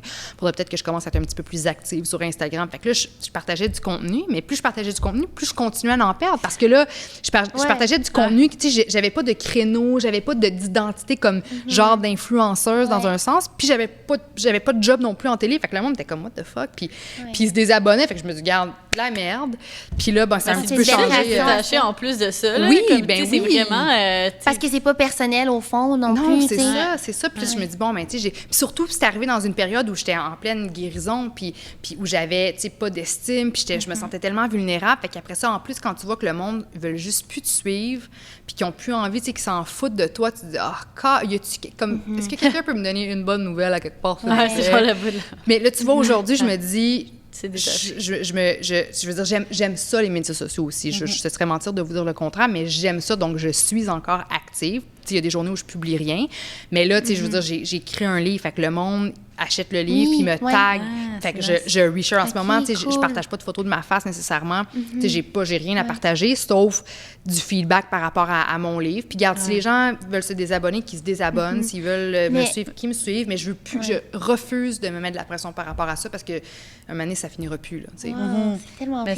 Mais justement, c'est vrai, on parle beaucoup de ton passé puis tout, mais par rapport à ton livre, J'ai menti puis tout ça, comment ça s'est passé de l'écrire en général? Ouais, c'était quoi le process? Écoute, ben là, j'ai écrit le texte pour Urbania qui était à peu près 2000 mots. Puis, tu sais, c'est une chose d'écrire un texte pour un site web, puis après ça, d'écrire un livre. Puis, je pensais pas, tu sais, écrire un livre parce que j'avais le syndrome de l'imposteur. Puis au début, ça me tentait même pas de me replonger dans tout ça, dans toutes mes limites. Émotionnel, c'est émotif. Là. Exactement. Tu sais, je pense que Ingrid Falaise qui a parlé de son histoire avec son ex-chum violent, tu sais, elle a mis, je pense, 10 ans entre l'histoire tragique qu'elle a vécue, malheureusement, puis l'écriture de son livre. Mais tu sais, moi, on parle de 2 ans, il y a 2 ans de cela, là, tu sais. Puis, fait que je trouvais ça comme... Au début, je trouvais ça tough. Puis tu sais, tant qu'à écrire mon livre, tant qu'à produire un livre, je voulais pas que ce soit quelqu'un d'autre qui l'écrive à ma place, parce que ça se fait beaucoup dans l'industrie, on appelle ça, tu sais, des ghostwriters. Puis tu sais, je sais qu'une maison, tu sais, veux pas, un livre, c'est un travail d'équipe. Fait que moi, je vais écrire, puis je sais qu'il y a des professionnels, il y a du monde qui vont repasser par-dessus mon histoire, enlever le gras, ajuster aux besoins. C'est un travail d'équipe au final. Puis ça me rassure beaucoup parce que je suis pas écrivaine, mais je tenais quand même à faire l'exercice moi-même, puis à me donner à 100%, ce que j'ai fait. Mais tu sais, tout le long, on dirait que je me jugeais, moi, encore à ce jour. Puis c'est comme mon texte sur Urbania, tu sais, je l'ai écrit, je l'ai plus jamais relu. Mais non, mon livre, tu vas tout changer. Peut-être que tu vas vouloir choisir des mots, tu vas changer certaines parties, des choses. J'ai-tu le goût de dire ça? Puis on dirait que je pense que je suis dure aussi envers moi-même, puis on dirait que je trouve pas ce que je fais bon nécessairement. Tu sais, comme là, j'ai écrit mon livre, puis les gens m'envoient des messages comme « T'as donc bien une belle plume, c'est donc bien écrit », puis « Wow ». C'est le commentaire qui revient souvent, puis je suis comme « Really? » Tu sais, moi, je me relis. Ben, c'est ça, puis je me relis, puis tu sais, c'est au jeu. Fait que c'est comme, puis tu sais, je parle de mon enfance, de mon cégep, de l'Ontario, de tout ça. Fait que tu sais, c'est comme... Puis n'étant pas genre Véronique Cloutier, justement, je me dis comme qui va être intéressé à lire ça? Puis, tu sais, fait que je me jugeais beaucoup. Puis même encore à ce jour, chez moi, mon livre, tu sais, je le cache, il est dans une armoire, là. Tu sais, je le vois pas. Tu sais, j'ai pas mon livre sur, tu sais, en exposure sur le top de mon frigidaire. Tu sais, c'est comme si j'ai écrit mon texte sur Urbania, lisez-le, mais je veux plus le voir. J'ai écrit mon livre, je le cache, je veux plus, tu sais. Puis, comme tu le mets dans l'univers, puis comme t'attends un peu de voir chez qui comme ça va engendrer des réflexions un peu. Puis, tu sais, tout le monde au début, tu sais, mettons ma famille, quand j'ai reçu mon livre, la copie physique dans mes mains, tout le monde me dit « Tu devrais être tellement fière. Wow, tu te sens-tu fière? » J'étais pas capable de me sentir fière. Fallait que j'attende de voir comment le livre allait être reçu par le public. Puis là, je vois que le monde semble l'apprécier, puis qu'il y a du monde qui sont touchés par ça ou qui s'identifient à moi, puis qui se sentent moins seuls. Puis ça, c'est le plus beau cadeau au monde. Fait que là, maintenant que je vois qu'il est bien reçu, tu sais, là, je suis comme « I'm proud of myself. » C'est ça, c'est dur, je trouve, d'être fière de soi-même, là. Puis on le disait tantôt, mais c'est difficile de le dire, puis de le dire out loud. Puis c'est drôle, hier, j'ai écrit à Lucie parce que là, j'étais comme... Là, c'était une grosse semaine. C'était une grosse semaine, puis là, j'étais comme... Est-ce que ça va? Comment tu c'est ça, c'est le fun. Tu sais, j'aime ça parce qu'on travaille tout le temps ensemble, puis de prendre le temps avant qu'on commence à parler de business ou de ci, de ça, de marketing. Comment ça va, Cine? Puis là, ça va bien, là, maintenant que tu me le demandes. Ça fait du bien de s'échanger. Oui, mais juste ça, là, tu sais, que vous ayez pour, justement, prendre le pouls de comment vous vous sentez, tout ça, c'est tellement, tellement important. Puis on devrait tous avoir au moins une personne qui est cette personne-là pour nous, qui nous demande comme... Ça va, bro, ça va-tu, tu sais? Puis moi, c'est mon copain qui a été là tout au long du processus du livre, entre autres. Mais aussi, l'autre affaire, puis je voulais vous poser une question par rapport à ça, si vous me permettez aussi, mais, tu sais, j'ai écrit le livre pendant le confinement. Puis ça a été un défi supplémentaire parce que moi, comme bien du monde dans notre industrie, tu sais, j'ai perdu des jobs. Puis, fait que là, tu sais, je travaillais, j'avais la radio, j'étais bookée pour Sucré Salé pour cet été, je revenais d'un tournage de l'émission Le Tricheur. Tu sais, on dirait que les choses allaient super bien, puis là, il s'est passé la pandémie, puis j'ai perdu plein de contrats, plein de jobs. Ben là, tu sais, il fallait que je me lève chaque jour, puis en ayant perdu plein de jobs, plein de contrats, plein d'opportunités de travail pour l'été, puis fait que ça, déjà là, en partant, c'était ultra déprimant. Tu sais, ça aurait été en fait le contexte même idéal pour que je rechute, parce qu'on sait qu'en temps de confinement, c'est très tough psychologiquement, puis les gens, beaucoup rechutent, ceux qui ont souffert de troubles alimentaires ou de dépendance quelconque, là, que ça aurait été un moment même pour que je rechute. Oui, exact, puis ce que je n'ai pas fait, fait que pour moi, ça, c'est ma plus grande fierté, mais quand même, d'être un petit peu déçue, d'avoir peur par rapport à l'avenir, parce que j'ai perdu des contrats, d'avoir peur à propos de l'argent, à propos des finances, c'était un stress supplémentaire. Fait qu'en plus de me lever, m'installer devant mon ordi puis de me replonger dans mes bébites, vraiment tough. Tu sais, c'est les périodes les plus sombres de ma vie. J'ai trouvé ça tough. Puis, mais là, encore une fois, j'ai décidé de ne pas me mettre de pression. Puis il y a des semaines, mettons, je pouvais écrire une semaine, je me sentais super motivée. Puis après ça, je frappais un mur, j'avais plus de jus, plus d'énergie. J'étais comme, je peux pas écrire, c'est pas bon. Mais là, j'arrêtais. Puis je pouvais arrêter 1 semaine, 2 semaines. Des fois, j'arrêtais 1 mois. Puis c'était correct parce que la vie fait bien les choses, j'ai l'impression, parce que la date de sortie du livre, puis la date où le manuscrit devait se rendre chez l'imprimeur a été reportée. Fait que ça m'a donné un délai supplémentaire.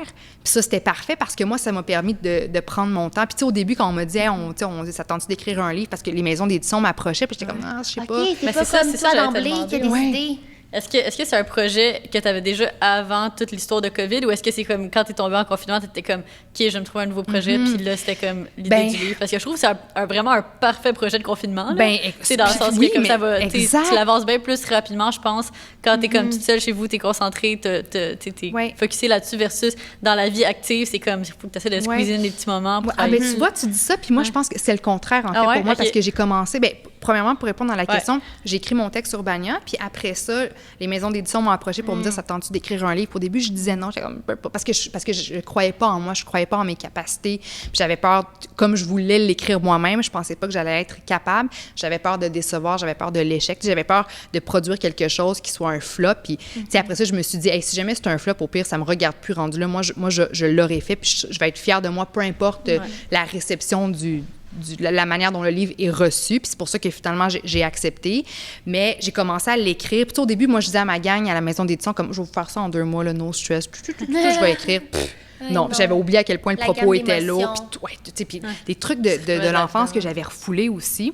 Mais j'ai commencé à l'écrire alors que j'avais vraiment comme un horaire de vie un petit peu plus chargé. Je me levais, mon chum partait au travail, là, je me levais, puis c'était mon temps le matin seul pour écrire. Après ça, j'allais à la radio, je revenais. Fait que quand j'ai un beat de vie puis un rythme de vie qui est un petit peu plus, tu sais, intense ou chargé, on dirait que là, ça m'excitait, tu sais, je me sentais dedans pour écrire.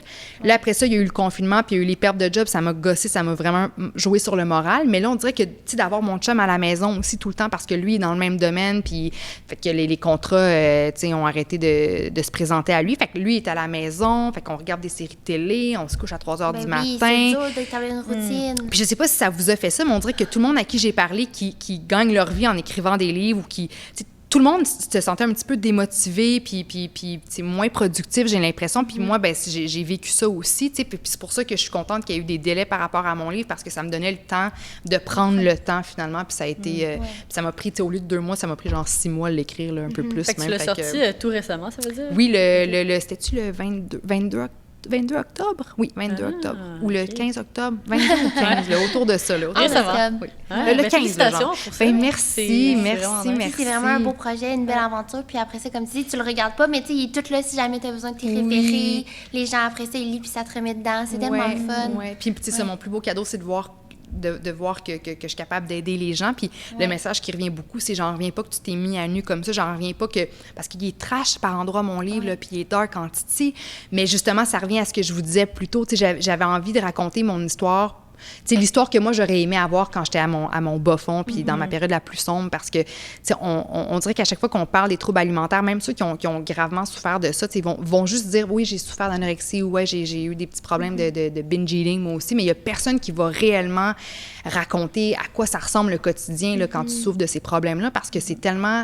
Il y a tellement un embarras puis une honte qui est reliée à ça, puis je veux pas, on a tous un petit peu d'ego, puis on veut pas dire à tout le monde que, tu sais, qu'on a toutes les niaiseries qu'on a faites. Sauf que moi, je pense que mon petit côté pas de filtre vient m'aider à ce niveau-là. Là, j'ai dit à tout le monde en parle que j'avais fait pipi dans ma sécheuse quand j'étais vraiment pactée puis somnambule une nuit. Fait à partir de là, on comprend qu'avec moi, il y a pas d'ego, là. Les gens, je pense, ils ont peur de l'étiquette qu'on peut avoir, tu sais, d'être associé justement à un trouble du comportement alimentaire ou juste n'importe quel trouble de santé mentale, tu sais. Oui. Mais c'est parce qu'on se fait regarder beaucoup après. Tu sais, maintenant, si je mange avec le monde, ça les malaise-tu? Ben, là, moi, je trouve que les gens te regardent différemment, justement, ou comme... Là, j'ai pas trop, parce que, tu sais, j'ai un petit cercle d'amis, là, tu sais, j'ai comme deux meilleurs amis, mais tu sais, c'est comme mes frères, là, c'est mes deux chums de gars, puis à 4, là, genre moi, mon chum, puis eux, on est comme une espèce de petit cocon fusionnel, puis eux, ils savent depuis le jour 1, là, parce que j'étais tellement mauvaise dans mes relations amicales, tu sais, mettons, tu m'appelles, on va-tu bruncher demain matin, puis je dis, oui, on va bruncher, mais comme 1 heure avant, je te choque d'en face parce que hier, j'ai décidé de faire des niaiseries, puis que là, je suis dégueulaise, puis je peux plus aller bruncher avec toi. Mais tu sais, le monde que t'aimes, tu sais, j'ai des amis extraordinaires, des filles qui sont encore dans ma vie, qui le sont depuis l'université, donc depuis 10 ans maintenant. Puis il fallait que je leur dise à un moment donné parce que, tu sais, eux autres pensaient que moi, je voulais juste pas de cette relation-là. Tu sais, j'étais tellement décevante. Oui. C'était trop possible. Tu sais, l'amie qui te choque tout le temps puis qui let down tout le temps, mais j'étais cette fille-là. Puis, tu sais, même chose avec, tu sais, ma sœur. Puis, tu sais, elle a 2 petits garçons que j'ai à peine vu grandir. Je sais même pas dire ils ont quel âge. Là, je vais essayer de me reprendre, là.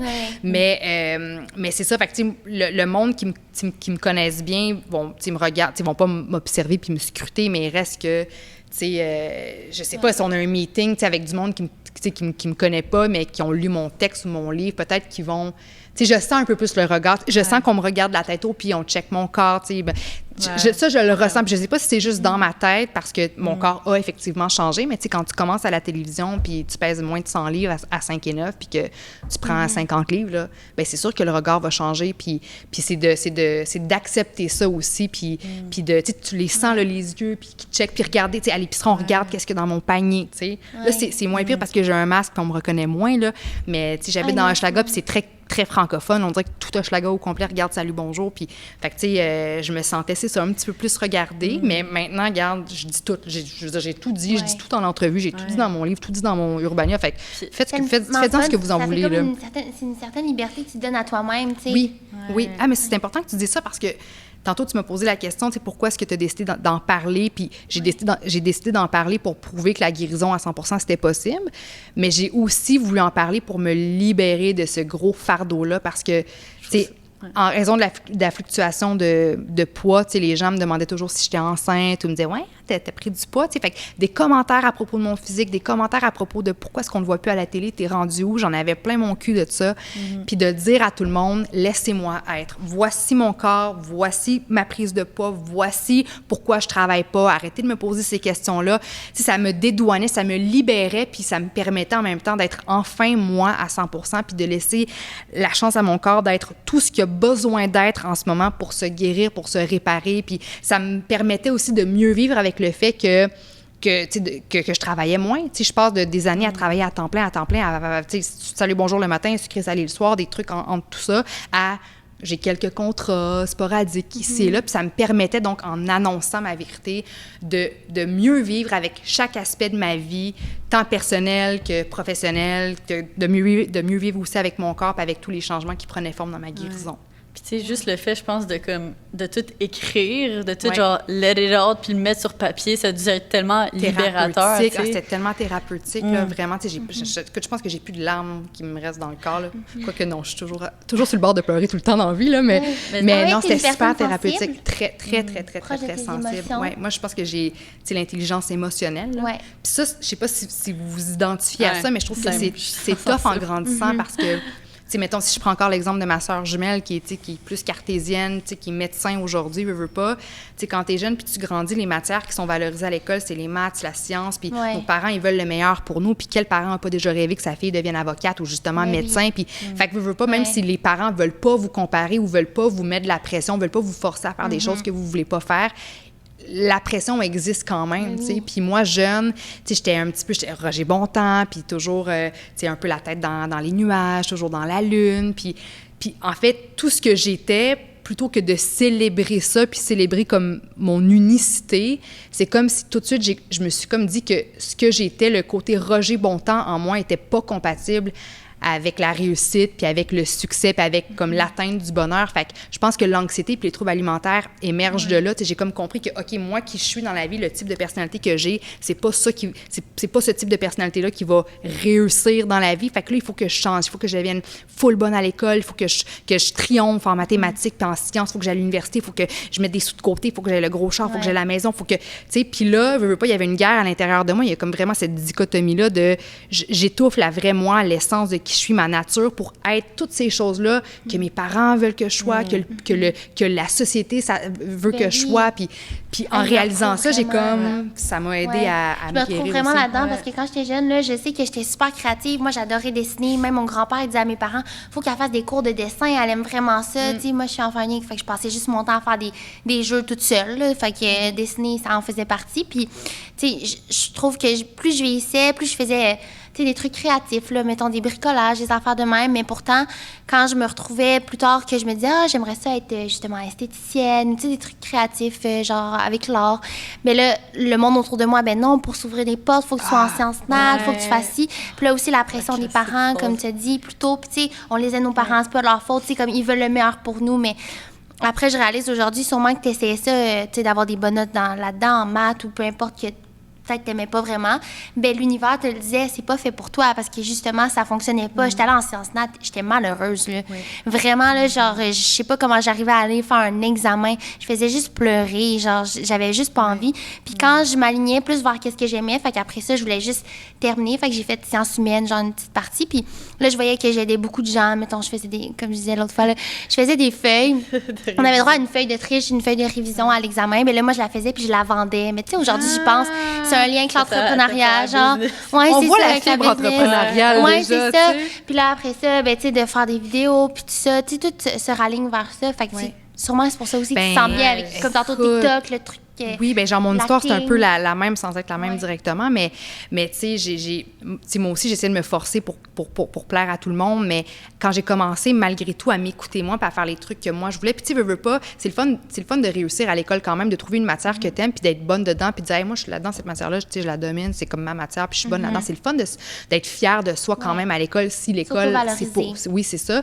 Puis moi, j'étais pas bonne en maths, j'étais pas bonne en sciences, puis pourtant, tu sais, je les faisais, mes maudits maths 4,36, 5,36, toute la patente, puis j'étais pas bonne. Puis moi, mon but pour aller à l'université, c'était d'avoir une bonne cotère.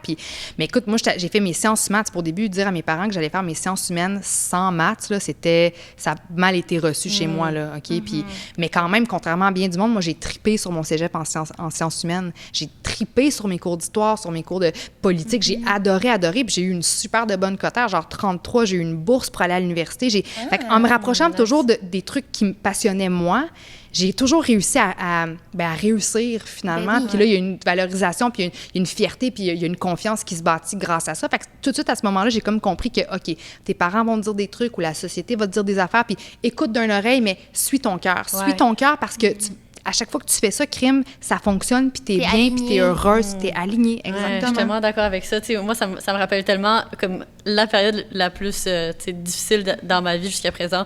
C'était quand que j'ai commencé ma première session à l'université qui était au HEC. Puis là, c'était comme, moi, je voulais donc, genre, fitter dans ce moule de la société, puis dans ce rêve que, comme j'avais depuis toute jeune, puis que ce rêve aussi que, ma famille avait pour moi d'aller à l'université, aller dans une bonne université. Puis comme, tu sais, moi, mon rêve initialement, c'était aller à McGill. Fait que, tu sais, la meilleure université à Montréal, puis tout ça. Fait que là, déjà là, comme j'avais pas réussi à rentrer là parce que j'avais pas, genre, exactement la bonne cotère, comme j'étais tellement proche. Fait que ça, c'était full un gros échec, mais là, j'étais comme, OK, je vais quand même pousser pour aller dans une université traditionnelle, puis tout ça.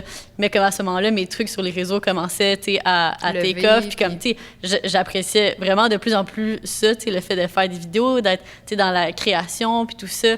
Fait que là, j'essayais de jumeler les deux, puis c'était tellement difficile, puis c'était comme, tu sais, il y avait une petite voix d'une part, tu sais, qui me disait, OK, non, c'est pas pour toi, comme, tu sais, décroche, faut que tu fasses autre chose, faut que tu chemines à ta manière. Puis il y avait d'un autre côté cette pression-là que j'étais comme, OK, non, faut absolument que je le fasse de cette manière, faut que j'aille au HEC. Puis ça. Finalement, j'ai fini par écouter la petite voix qui m'avait dit, non, c'est pas pour toi. Puis finalement, c'était la meilleure décision de ma vie. Puis là, je fais, tu sais, mes cours en ligne, puis tu sais, c'est parfait pour moi, puis c'est exactement, tu sais, ce que j'avais besoin, là. Puis là, je me sens tellement, tu sais, épanouie là-dedans, là, puis c'est vraiment la meilleure chose qu'on s'écoute. Il y a plusieurs chemins qui mènent à Rome, là. Je sais pas si c'est ça l'expression, mais tu sais, l'école, ça garantit pas le succès. T'es pas une fille, tu sais, qui sait où est-ce qu'il s'en va, puis qui est intelligente, puis qui est déterminée, puis travaillante parce que tu as un bac. Il y a combien de gens qui ont des bacs qui finalement font pas grand-chose avec ça, puis pourtant c'est des bacs écœurants. Non, mais tu sais, je veux dire, puis moi j'ai un bac en journalisme, c'est pas, je suis pas du tout dans l'information. En tout cas, je veux pas flirter avec le milieu de l'information nécessairement, mais tu sais, je veux dire, on est tellement différents. Il y a plein de types d'intelligence différentes. Il y a du street smart, l'intelligence émotionnelle. Il y a du monde un petit peu plus cartésien, un petit peu plus logique. Puis il y a plein de façons de réussir dans sa vie. On réussit quand on écoute son cœur, puis quand on transforme sa passion, puis ses intérêts, puis ses hobbies en gagne-pain. Ça, pour moi, c'est ça la définition de la réussite. Oui, parce que c'est-tu pas, je veux dire, moi, le monde qui passe une vie à travailler dans une job qu'ils n'aiment pas, mais juste parce que ça paye le gros salaire, puis qui attendent donc bien leurs 2 semaines de vacances l'été pour vraiment vivre, ou qui attendent la retraite pour vraiment vivre. On sait jamais qu'est-ce que demain nous réserve, puis peut-être que tu vas arriver à ta retraite, une semaine après, tu vas apprendre que tu as un cancer, puis tu pourras pas bien la vivre, ta retraite, tu sais. Moi, je veux dire, ce milieu-là, le monde me pose souvent la question, mais tu sais, pourquoi tu changes pas de domaine? Est-ce que, tu sais, veux-tu encore faire la télévision? Tu l'aimes-tu encore, ce milieu-là?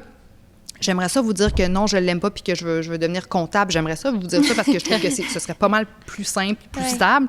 Mais moi, je me sens sur mon X quand je suis avec du monde, quand je communique, quand je fais de la radio, quand je fais de la télévision, quand je peux créer. Je suis une fille de gang puis je veux créer avec du monde passionné puis je veux avoir du fun dans la vie. Je me sens, moi, quand je fais ces choses-là, puis j'ai pas l'impression de travailler. Puis j'ai pas envie de passer ma vie en ayant le sentiment que chaque jour, c'est un struggle puis que je travaille puis je travaille. Non! Tu sais, j'avais hâte de me lever aujourd'hui puis de venir jaser avec vous. Tu sais, j'ai hâte d'aller sur des plateaux puis de faire des trucs puis de mettre mes idées sur papier puis de parler à du monde. On peut faire ça, on peut faire ça. J'ai hâte, je suis contente, je suis fière puis je me sens moi. Pour moi, c'est ça la vie. C'est ça la vie, c'est de se sentir satisfaite chaque jour dans ce qu'on fait. Puis, ben oui, il y a des jours de merde. Puis, tu sais, je veux dire, un Céline Dion, il y a des jours où ça ne tente pas là, d'aller faire son spectacle. Puis un médecin, ça ne tente pas d'aller opérer cette journée-là. La vie est imparfaite, c'est la beauté de la vie. Mais c'est ça qui est beau. Tu sais, c'est sûr que parmi toutes les tâches qu'on a à faire, il y en a qu'on va moins apprécier que d'autres, mais après, ça fait en sorte qu'on apprécie vraiment plus ceux qu'on adore. Là. Mais justement, c'est où vous voyez dans 5 ans, mettons? Parce qu'on parle beaucoup du passé, mais tu sais, je veux savoir, c'est une bonne question. Et vous en premier? Pouvez-vous y aller en premier? Je suis gênée. Non, attends. C'est dur. 5 ans, oh my God, je vais avoir quel âge? Moi, je trouve que, genre, tu sais, c'est parce qu'en 1 an, les choses, ils changent tellement que, comme, c'est dur à dire, tu sais, dans 5 ans, dans le sens que, là, 1 an, je pensais pas que j'allais être, tu sais, ici en ce moment, comme ça, tu sais, c'est fou, là, parce qu'en fait, en 1 an, il y avait même pas Girl Crush. Là, 1 an, on commençait ça. Il y a eu comme un growth, là, genre. Ben, c'est ça, tu sais, c'est ça, fait que d'ici 5 ans. Mais est-ce que vous avez comme un bucket list ou une une genre de to-do list par rapport à votre vie? Tu sais, est-ce que vous avez, mettons, un vision board sur votre frigidaire? Oui, Ou est-ce que j'ai là en background de mon téléphone? Oui, mais parce que moi, je crois beaucoup, tu sais, je crois Ouais. en les affirmations positives, puis je pense nos pensées attirent, nos pensées créent notre réalité. J'y crois beaucoup pour avoir vécu des trucs qui m'ont... Ça veut dire à l'épisode de tantôt. Oui, mais c'est sûr que si je voulais te demander tantôt, excuse, on change plein de fois de sujet. C'est correct. Ouais, mais il y avait, je veux juste avoir la réponse à cette question-là, puis on pourra parler des affirmations puis tout ça. Mais au travers de ton processus de guérison, tu sais, tu sembles vraiment avoir eu comme un turning point, genre vraiment un changement majeur. Est-ce que, tu sais, y a-tu une chose en particulier que tu as fait comme qui t'a comme vraiment aidé au travers de ça? Parce qu'on dirait que, tu sais, moi je t'écoute, puis genre, on dirait j'ai quasiment l'impression que, tu sais, je sais pas, t'as commencé à utiliser justement des affirmations. Est-ce que t'as commencé à faire de la méditation? Est-ce que t'as utilisé ça? J'ai toujours été une fille, je dirais, spirituelle. On dirait que depuis que je suis jeune, tu sais, je détonnais, mettons, dans mes groupes d'amis. Puis quand j'étais jeune, là, genre, j'avais 8 ans, là. Mais tu sais, le monde parlait de, je sais pas, là, les Backstreet Boys. Puis moi, j'étais comme, j'essayais de comprendre le concept le concept de l'univers puis de son caractère infini. Puis tu sais, je me sentais comme prisonnière dans l'univers qui est infini. Puis tu sais, j'étais très, tu sais, philosophique puis spirituelle. Puis tu sais, puis les étoiles, puis la signification, puis les signes, puis les anges gardiens. Tu sais, j'ai toujours eu ça en moi. Puis on dirait que dans ma guérison, ça a vraiment, vraiment pris de l'ampleur parce que moi, je le sais, là, ben, en tout cas, je le sais que la vie m'a sauvé le cul plein de fois dans la vie. Plein de fois parce que j'en ai fait des niaiseries. Là. J'ai pris mon char, j'ai conduit, je devais être en état d'ébriété. J'ai eu un accident. Tu sais, je veux dire... tu sais, j'ai eu un accident, je suis rentrée dans une BM noire de l'année, là, genre magnifique, puis pas trop loin de chez moi. Puis le gars qui sort de la BM, tu sais, qui aurait pu juste appeler la police, puis j'aurais eu un casier judiciaire, puis j'aurais tout perdu. Mais c'est un ancien collègue de l'université, tu sais, comme un ami, tu sais, que je vois plus aujourd'hui, mais qui avait zéro rapport, tu sais, sur cette rue-là, au même moment, mais tu sais, qui habite loin sur la Couronne Nord, il s'est perdu en route, puis il essaie de retrouver l'autoroute, puis il a comme viraillé dans Hochelaga, puis il est tombé sur moi. C'est lui que j'ai frappé, puis il m'a laissé quitter, puis il n'y a pas eu de problème, tu sais. Ah, ouais. Mais là, moi, j'étais complètement comme en état de choc, puis aussi beaucoup trop imbibée, là, puis tu sais, j'étais à côté de chez nous, puis tu sais, j'avais dit à mon chum, je m'en vais au dépanneur, puis il me dit, tu y vas à pied? Je dis, oui, je vais à pied, puis finalement, tu sais, j'ai pris mon char comme une vraie tarte. Puis, fait que, j'ai comme appelé mon chum. Puis, il s'est sorti la tête de l'appartement. Là, puis, il m'a comme vu juste quelques coins de rue plus loin, le char. J'étais vraiment proche. J'étais vraiment proche. C'était vraiment niaiseux que je prenne la voiture. Là. Mais, tu sais, je prenais des décisions niaiseuses, effectivement. Là.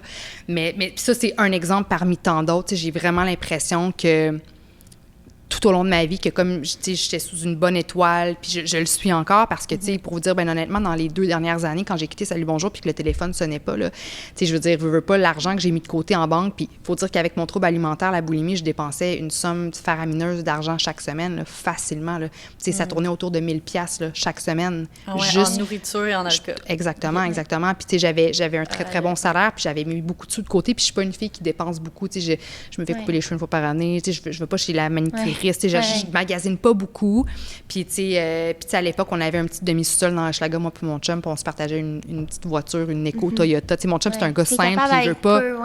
Fait que bref, j'avais quand même un bon coussin, ce qui m'a permis de faire toutes mes niaiseries, mais, tu sais, pendant quand même un certain temps, tu sais, à un moment donné, je voyais que j'en avais plus d'argent, puis j'avais peur de manquer de sous, puis j'avais peur, puis le téléphone sonnait pas, puis on dirait qu'à chaque fois que j'ai eu besoin de quelque chose, tu sais, je panique une journée parce que là, j'ai pas de job, je panique, j'ai pas de cash, le lendemain, le téléphone sonne, puis il y a 3 opportunités. Mais c'est peut-être, ça peut paraître banal comme ça, mais non, ça nous arrive tout le temps. Tu sais, quand tu le sais que la vie... Got your back. Oui, exactement, exactement. Des fois, t'es comme, mais pourquoi? Genre, pourquoi moi? Ou comme, pourquoi? Parce que... Je sais pas, moi aussi, ça m'est arrivé, nous, certaines fois, là, que justement, on se disait, comment qu'on va arriver? Puis là, le lendemain, justement, tu sais, je sais pas, faut payer une certaine facture. Surtout pour notre entreprise, là, surtout avec, tu sais, Girl Crush, comme, dans une première année, mais non, on va pas en parler, tu sais, c'est dans une première année d'entreprise, tu sais, souvent, ça demande beaucoup d'investissement, là, puis comme, tu sais, nous, je veux dire, c'est notre argent personnel qu'on a mis là-dedans pour, comme, make it grow, puis tout, puis il y en a des moments, des semaines, que, comme, on se faisait envoyer 4 factures de fournisseurs, comme des immenses factures, puis on est comme, on va pas y arriver, qu'est-ce qu'on va faire finalement le lendemain, je sais pas, comme une belle journée de vente, on vend plein de trucs, puis là, finalement, ça marche, puis tout le temps, comme, ça a tout le temps marché. Puis, non, exactement, mais tu sais, je pense qu'il faut accepter faut être un peu dans l'accueil, il faut accepter de s'ouvrir à ça, parce qu'il y a du monde qui vivent des trucs difficiles, mais qui sont fermés, puis on dirait, bon, là, c'est peut-être un petit peu la twist un peu spirituelle en moi, mais qui se il y a du monde, il y a des entités ou je sais pas trop quoi qui sont là, une énergie qui est là pour te supporter, pour te protéger, pour t'aider. Mais si tu es juste dans la noirceur puis que tu te fermes, puis que tu n'es pas dans l'ouverture puis que tu n'acceptes pas ça, aide-toi et le ciel t'aidera, là, j'ai l'impression, dans un certain sens. Puis, fait que moi, oui, dans ma guérison, la spiritualité a pris comme toute une nouvelle ampleur puis une nouvelle signification. Puis ça m'a vraiment... J'ai eu comme ce petit turning point-là de...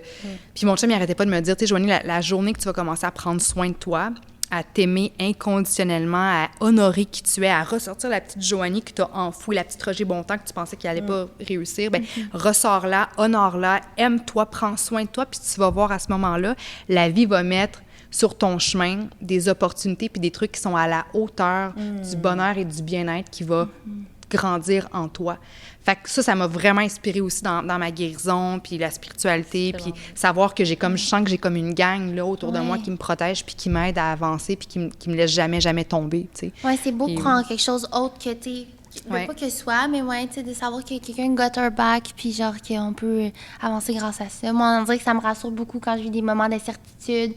Puis tu sais, je trouve, comme tu dis, oui, il faut s'aider, puis il faut savoir que c'est nous-mêmes en premier, mais c'est dur d'accepter de l'aide des autres, genre. Moi, des fois, j'ai de la misère, je me dis, je suis capable de tout faire toute seule, tu sais, comme je disais tantôt, moi, je suis enfant unique, fait comme, depuis que j'étais jeune, si je filais pas, ben, tu sais, il y avait pas nécessairement, à ce moment-là, un cellulaire que je pouvais, comme, écrire à quelqu'un, fait que c'était comme moi-même. Fait à un moment donné, il faut savoir en enlever, puis en partager aux autres, ça aide tellement à comme libérer une certaine pression qu'on a sur nos épaules. Là. Puis je te comprends parce que moi, j'ai fait ça cold turkey, arrêter de boire, arrêter d'être boulimique ou anorexique. J'ai fait ça là, toute seule du jour au lendemain. Puis le monde me demande comment t'es-tu allée chercher de l'aide? Est-ce que t'es allée consulter? La réponse, c'est oui, dans mes 10 ans de maladie, j'ai rencontré des psychologues où mes parents tenaient tellement à ce que j'aille voir telle ou telle personne, puis j'y allais. Mais après un rendez-vous, je flushais ça, là, parce que moi aussi, je suis comme toi, je me suis cassée. Je vais me réparer toute seule. Puis en même temps, c'est que les psychologues sont là pour donner des bons outils, pour te faire réaliser certaines choses que tu n'as peut-être pas remarquées chez toi. Ça peut ça peut t'aider dans ta guérison, mais essentiellement, il n'y a personne qui va pas boire à ta place ou qui va arrêter de se faire vomir à ta place. C'est toi qui vas être confronté à chacune de tes journées, qui va être confronté à ton frigidaire, à tes repas, à la bouteille de vodka qui poirerote dans le congélateur, là, tu comprends? Fait que moi, je savais que tout partait de moi, puis que je savais que c'était moi qui allais devoir absolument tout faire, puis m'investir, puis faire les efforts jour après jour. Fait que à ce moment-là, je trouve que c'était une décision, mais est-ce que j'aurais dû peut-être demander plus d'aide? Oui. Je l'ai pas fait, puis j'ai réussi quand même, mais tu as apporté un bon point. Il faut être capable aussi de reach out puis de dire, OK, là, j'ai besoin d'un petit coup de main gang. Fait que c'est vraiment comme du jour au lendemain que tu as juste fait comme ça suffit, je suis plus capable dans le fond, puis là, t'as ça ton turning point. Exactement. En fait. Puis tu sais, j'ai eu la pensée magique pendant tellement longtemps. Tu sais, j'attendais que quelqu'un ou quelque chose me sauve de moi-même. Fait que j'attendais que, tu sais, j'allais voir des hypnothérapeutes, tu sais, du monde qui travaille avec des pierres précieuses, puis de la sauge, puis ça, puis tu sais, des acupuncteurs, j'espérais que quelqu'un me dise de quoi ou me fasse un petit truc, un remède qui allait soudainement me sauver de moi-même, puis tout changer du jour au lendemain. Puis, tu sais, j'avais une obsession pour les dates aussi. Écoute, je me suis même fait tatouer une date en me disant, si je me fais tatouer une date, là, random sur mon poignet, ben là, puis que cette date-là représente ma guérison, ben je pourrais plus rejeter parce que là, c'est permanent sur ma peau. Puis ça n'a pas été permanent, j'ai rejeté peu de temps après, tu sais. Fait que, mettons, les soirs de pleine lune, où là, c'est le jour de l'an. Là. Fait que là, le 1er janvier 2015, là, c'est une toute nouvelle année qui débute. Ben là, c'est mon année, je me guéris à partir de là. Où on est mercredi, puis là, je suis en train de déraper. Bon, ben là, le mercredi, bon, je vais finir la semaine en dérapant parce que, tu sais, je peux pas commencer ma nouvelle vie jeudi, ça n'a pas rapport. Mais le lundi prochain, oui, ou comme là, on est le 6 du 6 2016, 6. Là, c'est une date qui est funky. Là. Ça, c'est sûr que c'est un signe. Là. C'est quelque chose. OK, moi, le 6 du 6 ou après ça, le 8 du 8 2018, tu sais, j'avais vraiment ce thinking-là de il faut que quelque chose, que quelqu'un, qu'un tour de magie, qu'un chaman, qu'une date spéciale, qu'un soir de pleine lune vienne me sauver de moi-même. Puis c'est pour ça que ça n'a jamais fonctionné pendant 10 ans, tu sais. Puis quand j'ai pris la décision, vraiment une décision de « Hey, là, en ce moment, je suis complètement suicidaire, ça va pas du tout, j'ai plus envie d'exister, j'ai plus rien, j'ai plus de job. » Tu sais, je parle plus à personne. À la mort, là. Exactement. Ben là, ça a été une décision. Ben, en fait, c'est comme, t'es une survivante, là, quand tu y penses. Ben là, t'es fine de le dire comme ça, mais on dirait que je le remarque pas à quel point je pense que j'ai eu de la force puis du courage puis comme de la résilience parce que, tu sais, c'était dark là, pendant 10 ans, pas mal, là. Fait que, oui, aujourd'hui, je suis en train de me dire comme shit, tu sais, comme bring it on, les défis. C'est pour ça que pour moi, après ça, le monde me disait, le confinement, la pandémie, est-ce que tu as eu des pensées négatives? Est-ce que tu as voulu rechuter? Puis je suis comme, je veux dire, non. Moi, c'est tough parce qu'on perd des jobs, tout ça, comme je disais, mais d'être bien chez moi avec mon amoureux, de pouvoir, tu sais, être toute là pour mon amoureux, puis de passer des après-midi collés à écouter une série télé, à prendre des bons bains, à prendre des marches. Pour moi, c'est un cadeau que je m'offre. Tu sais, dans ce contexte difficile du confinement, c'est un cadeau qui vient encore plus me supporter dans mon cheminement puis dans ma guérison. Wow! Puis justement, je me rappelle, tu avais dit, tu sais, que pour les personnes qui vivent un trouble du comportement alimentaire, dans le temps des fêtes, c'est vraiment difficile. Puis tu sais, là, ça approche puis ça s'en vient vite, même si on est en novembre, il fait chaud, des fois. Faut savoir, ça arrive. Tu sais, c'est quoi les conseils que tu donnerais aux gens qui ont cette perception-là? C'est une très, très bonne question parce qu'effectivement, Noël, c'est un temps vraiment, vraiment stressant. Moi, je dirais aux gens de juste de ne pas se mettre de la pression. C'est sûr que si tu as un trouble alimentaire puis que t'es creux dans ton problème, c'est sûr que je peux pas te dire du jour au lendemain d'aller fêter Noël puis de manger puis faire comme si de rien n'était parce que c'est quelque chose qui est très, très, très anxiogène, là, cette période-là, pour les gens qui souffrent. Donc, je recommanderais à ceux qui sont vraiment malades de bien s'entourer, d'aller chercher de l'aide, de demander à quelqu'un, tu sais, mettons, moi, ça, c'était mon chum, tu sais, je lui disais, bon, mais là, c'est stressant puis j'ai peur de... J'arrivais avec un plan de je veux rien manger, mais là, je me mangeais un petit peu pour pas que le monde me trouve bizarre. Mais après ça, j'avais envie de tout manger. Puis là, je devenais super anxieuse. Puis c'était comme ma personne qui m'encadrait, qui m'aidait, qui m'aidait à faire face à la nourriture. Puis on s'assoyait, on se faisait une assiette. Il se servait son assiette, je me servais mon assiette. On était ensemble, puis je mangeais. Fait que de rester proche du monde auprès desquels tu te sens vraiment bien puis en sécurité. Puis c'est correct de dire, hey, comme peux-tu, tu sais, have my back sur celle-là, puis aide-moi à faire face à ce repas-là du temps des fêtes. Aide-moi à trouver mon équilibre le plus possible parce que c'est facile de tomber dans les excès quand tu souffres d'un trouble alimentaire. Donc, tu sais, s'il y a du monde en guérison qui nous écoute puis qui ont réapprivoisé la nourriture puis qui sont capables quand même de faire face, tu sais, d'être équilibrés dans leur approche face à la nourriture, mais qui sont quand même stressés par rapport au temps des fêtes, bien, enlevez-vous toute la pression du monde. Puis si tu overeat, bien, tu overeat, puis c'est vraiment pas grave. Puis, tu sais, je veux dire, c'est quelques jours pendant le temps des fêtes où on fait face à des belles tables pleines de nourriture, des desserts. On peut en profiter? Tu sais, comme je disais tantôt, on sait pas ce que l'avenir nous réserve, on sait pas quel jour sur Terre sera notre dernier, puis la vie est mauditement courte. On peut-tu, s'il te plaît, manger à la dinde, prendre une pointe de gâteau, répéter une deuxième pointe de gâteau parce que c'est juste bon, puis parce que la vie est courte, puis parce qu'on a du fun, puis parce que c'est Noël, puis parce que c'est bon. Fait que enlevez-vous toute la pression du monde sur les épaules. Puis ceux qui sont malades, puis pour qui c'est très, très, très difficile, entourez-vous des bonnes personnes, puis ils vont vous aider à faire face au repas du temps des fêtes pour que ce soit comme plus facile pour vous. C'est ce que je dirais. C'est ça, ouais. Tellement bon message. Ouais, non, puis, c'est ça. Là-dessus, comme c'était vraiment une belle discussion aujourd'hui. Fait que là, on va terminer avec notre petit dernier segment de la fin, qui est comme on fait des petites questions en rafale un peu. Oui. Fait que, OK, c'est une question en rafale, mais dans le fond, ça va peut-être être quand même long à répondre. Mais tu sais, que dirais-tu à la jeune Joanie du secondaire? Je lui dirais d'avoir confiance en elle, d'être fière d'elle et de voir tout ce qu'elle est plutôt que tout ce qu'elle n'est pas. Fait que justement, le côté artistique, la fille qui rêve de devenir actrice, la fille qui aime ça chanter, la fille qui aime ça danser, la fille qui est pas bonne en maths, là, bien, honore-la, cette petite fille-là, parce que t'es pas bonne en maths, mais t'es bonne là-dedans, puis là-dedans, puis là-dedans. Fait que arrête d'essayer d'étouffer ce que tu es pour correspondre à quelqu'un qui ressemble plus à la définition de la réussite dans la société. Sois toi à 100%, all the way, qualité comme défaut, puis go for it, girl, parce que t'es unique, puis t'es parfaite telle que tu es. T'es imparfaitement parfaite, puis c'est ça qu'on veut dans la vie. Fait que crois en toi. Pas ta lumière. Exactement. Ouais. Shine bright, comme dirait Rihanna. Like a diamond, c'est ça. Sinon, on peut y aller pour ton passe-temps préféré pendant la COVID, malgré qu'on peut pas faire grand-chose. Tu sais, qu'est-ce qui te fait décrocher?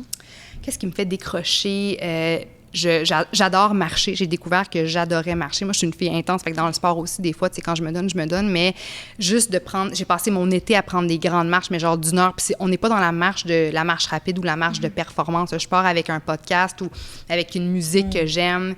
Puis je marche, puis tu sais, je laisse le soleil chauffer ma peau, puis j'entends les petits oiseaux aussi des fois, puis je prends des grandes respirations. Oui, en fait, c'est que j'ai l'impression que la marche, c'est devenu quelque chose de méditatif pour moi. Tu sais, pour faire de la méditation, c'est pas vrai que tu as besoin de t'asseoir en indien puis de respirer.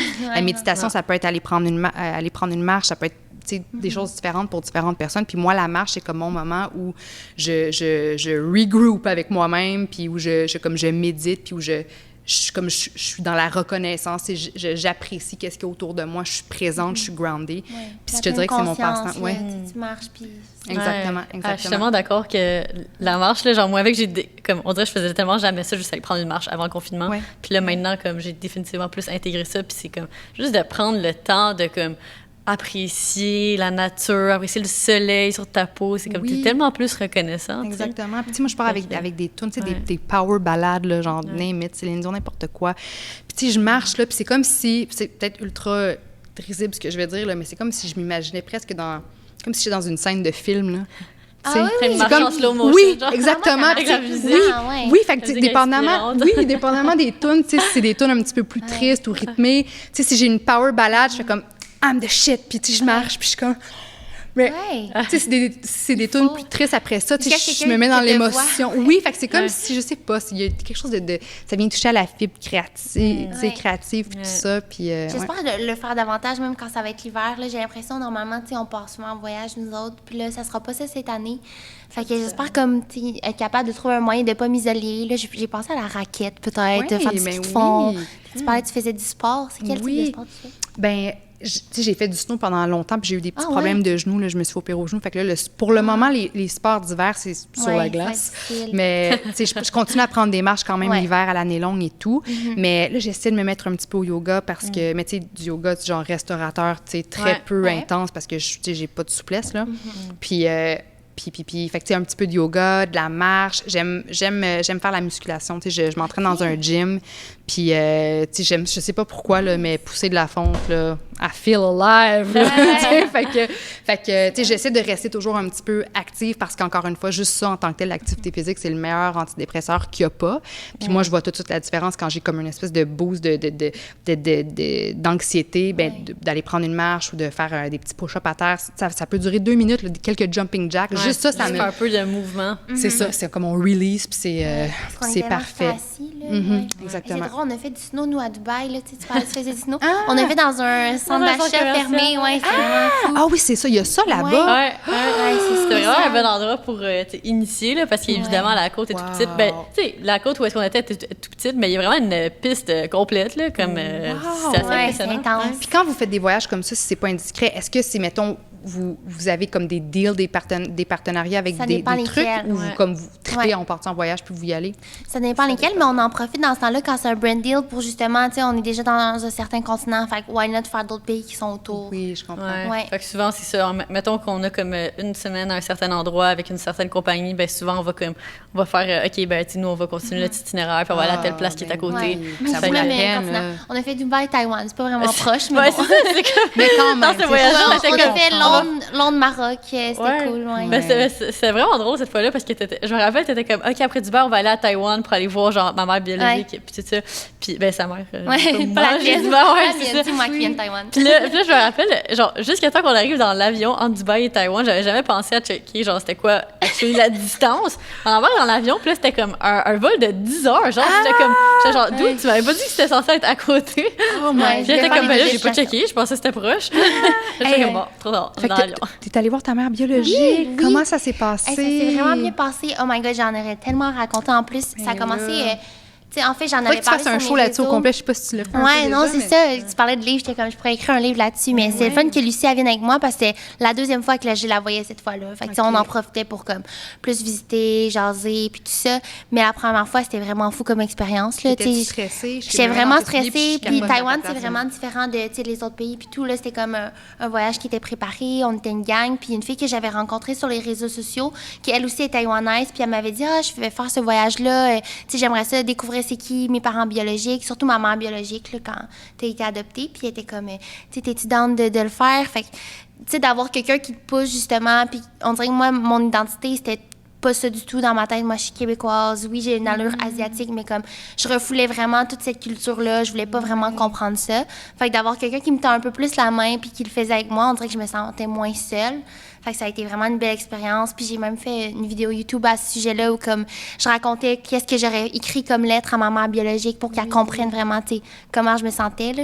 Est-ce que tu as bien reçu? Parce que je suis tellement curieuse par rapport à ça. On dirait que j'aurais 32 000 questions à te poser, mais est-ce que le premier contact a été tout ce que tu espérais qu'il soit? C'est tellement spécial parce que les gens, ils se disent « Ah, tu rencontres ta mère biologique, c'est tout beau », mais comme c'est un mélange de... T'es heureux, t'es triste en même temps parce que veux pas, il y a comme toute une histoire. Elle a vécu d'une certaine manière, toi aussi. Puis là, c'est d'essayer de se communiquer aussi quand t'as pas la même langue. Mais là, tu sais, à ce jour, on se parle chaque jour. Puis ça a été vraiment une belle expérience. Puis de toutes les expériences que j'ai entendues, en tout cas, j'étais vraiment contente de comment moi, ça a été perçu entre nous deux. Puis, tu sais, comme on dit, j'ai une vie mouvementée là, avec tout ce qu'on a. Puis c'est pas quelqu'un qui a une certaine attente envers moi. Fait que c'est vraiment le fun, ça aussi. C'est comme, c'est ma mère biologique, mais je suis pas capable de l'appeler maman comme ma maman qui est ici au Québec, tu sais.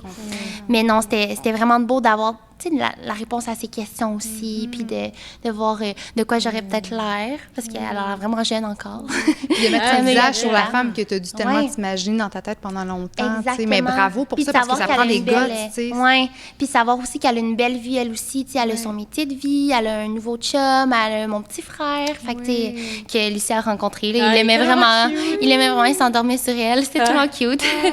Oui, fait que c'était le fun. Que vous viviez tout ça ensemble, en plus, les filles, c'est beau. C'est vrai, on est resté dans l'appartement de ta mère biologique pendant une semaine. Fait que là, moi, je faisais comme partie de la famille. Oui, c'était drôle. Puis on a découvert c'était quoi, tu sais, le nouvel an chinois, là, d'écrire justement. Tu sais, on parlait d'abondance tantôt, là, mais c'est comme pour les Asiatiques, en tout cas, pour la Taïwan, là, entre autres. Tu sais, l'enveloppe rouge, puis l'abondance, puis le fait de souhaiter quelque chose, c'est comme un vision board, là, quand tu y penses. Exactement. Je pense qu'on se ressemble tous. C'est les peuples de peu importe d'où on vient dans le monde. Tu sais, je veux dire, on se ressemble tous au final. On a tous les mêmes désirs. On a, tu sais, on veut de l'amour, on veut de l'abondance, on veut du bien-être. Puis on a, tu sais, notre culture va traduire ces choses-là de façon différente, tu sais. Mais essentiellement, on est tous les mêmes, là. Tu sais, on est tous une grande famille. Puis c'est ça. Vraiment, c'est vrai, on voit vraiment les similitudes. Fait que, ben là-dessus, on pourrait continuer à parler pendant 4 heures. Je vois l'heure qui... C'est ça, le temps qui file. Fait que, ben, on va conclure là-dessus aujourd'hui. Merci vraiment d'avoir été là. Pour ceux qui nous écoutent, c'est où qu'on peut trouver ton livre, trouver aussi tes réseaux sociaux, où te suivre, toi? Sur Instagram ou TikTok. C'est Joanie Gontier, tout simplement. Puis là, mon livre est en vente pas mal partout. Les Costco, Walmart, Jean Coutu, les librairies, en ligne aussi sur les sites des entreprises en question. Puis sinon, c'est pas mal ça. Puis je réponds à mes messages sur les médias sociaux s'il y a des questions ou quoi que ce soit. Venez me voir, puis on va jaser, puis ça va me faire plaisir. Puis merci à vous, les filles, pour cette superbe discussion, puis de m'avoir offert aussi la tribune pour parler de ces choses-là qui sont vraiment importantes. Merci, puis vous êtes géniales, puis bravo, vous avez des guts, vous êtes fonceuses, vous êtes magnifiques, puis je suis contente d'avoir partagé ce moment-là avec vous. Merci. On se retrouve dans un prochain épisode. Bye!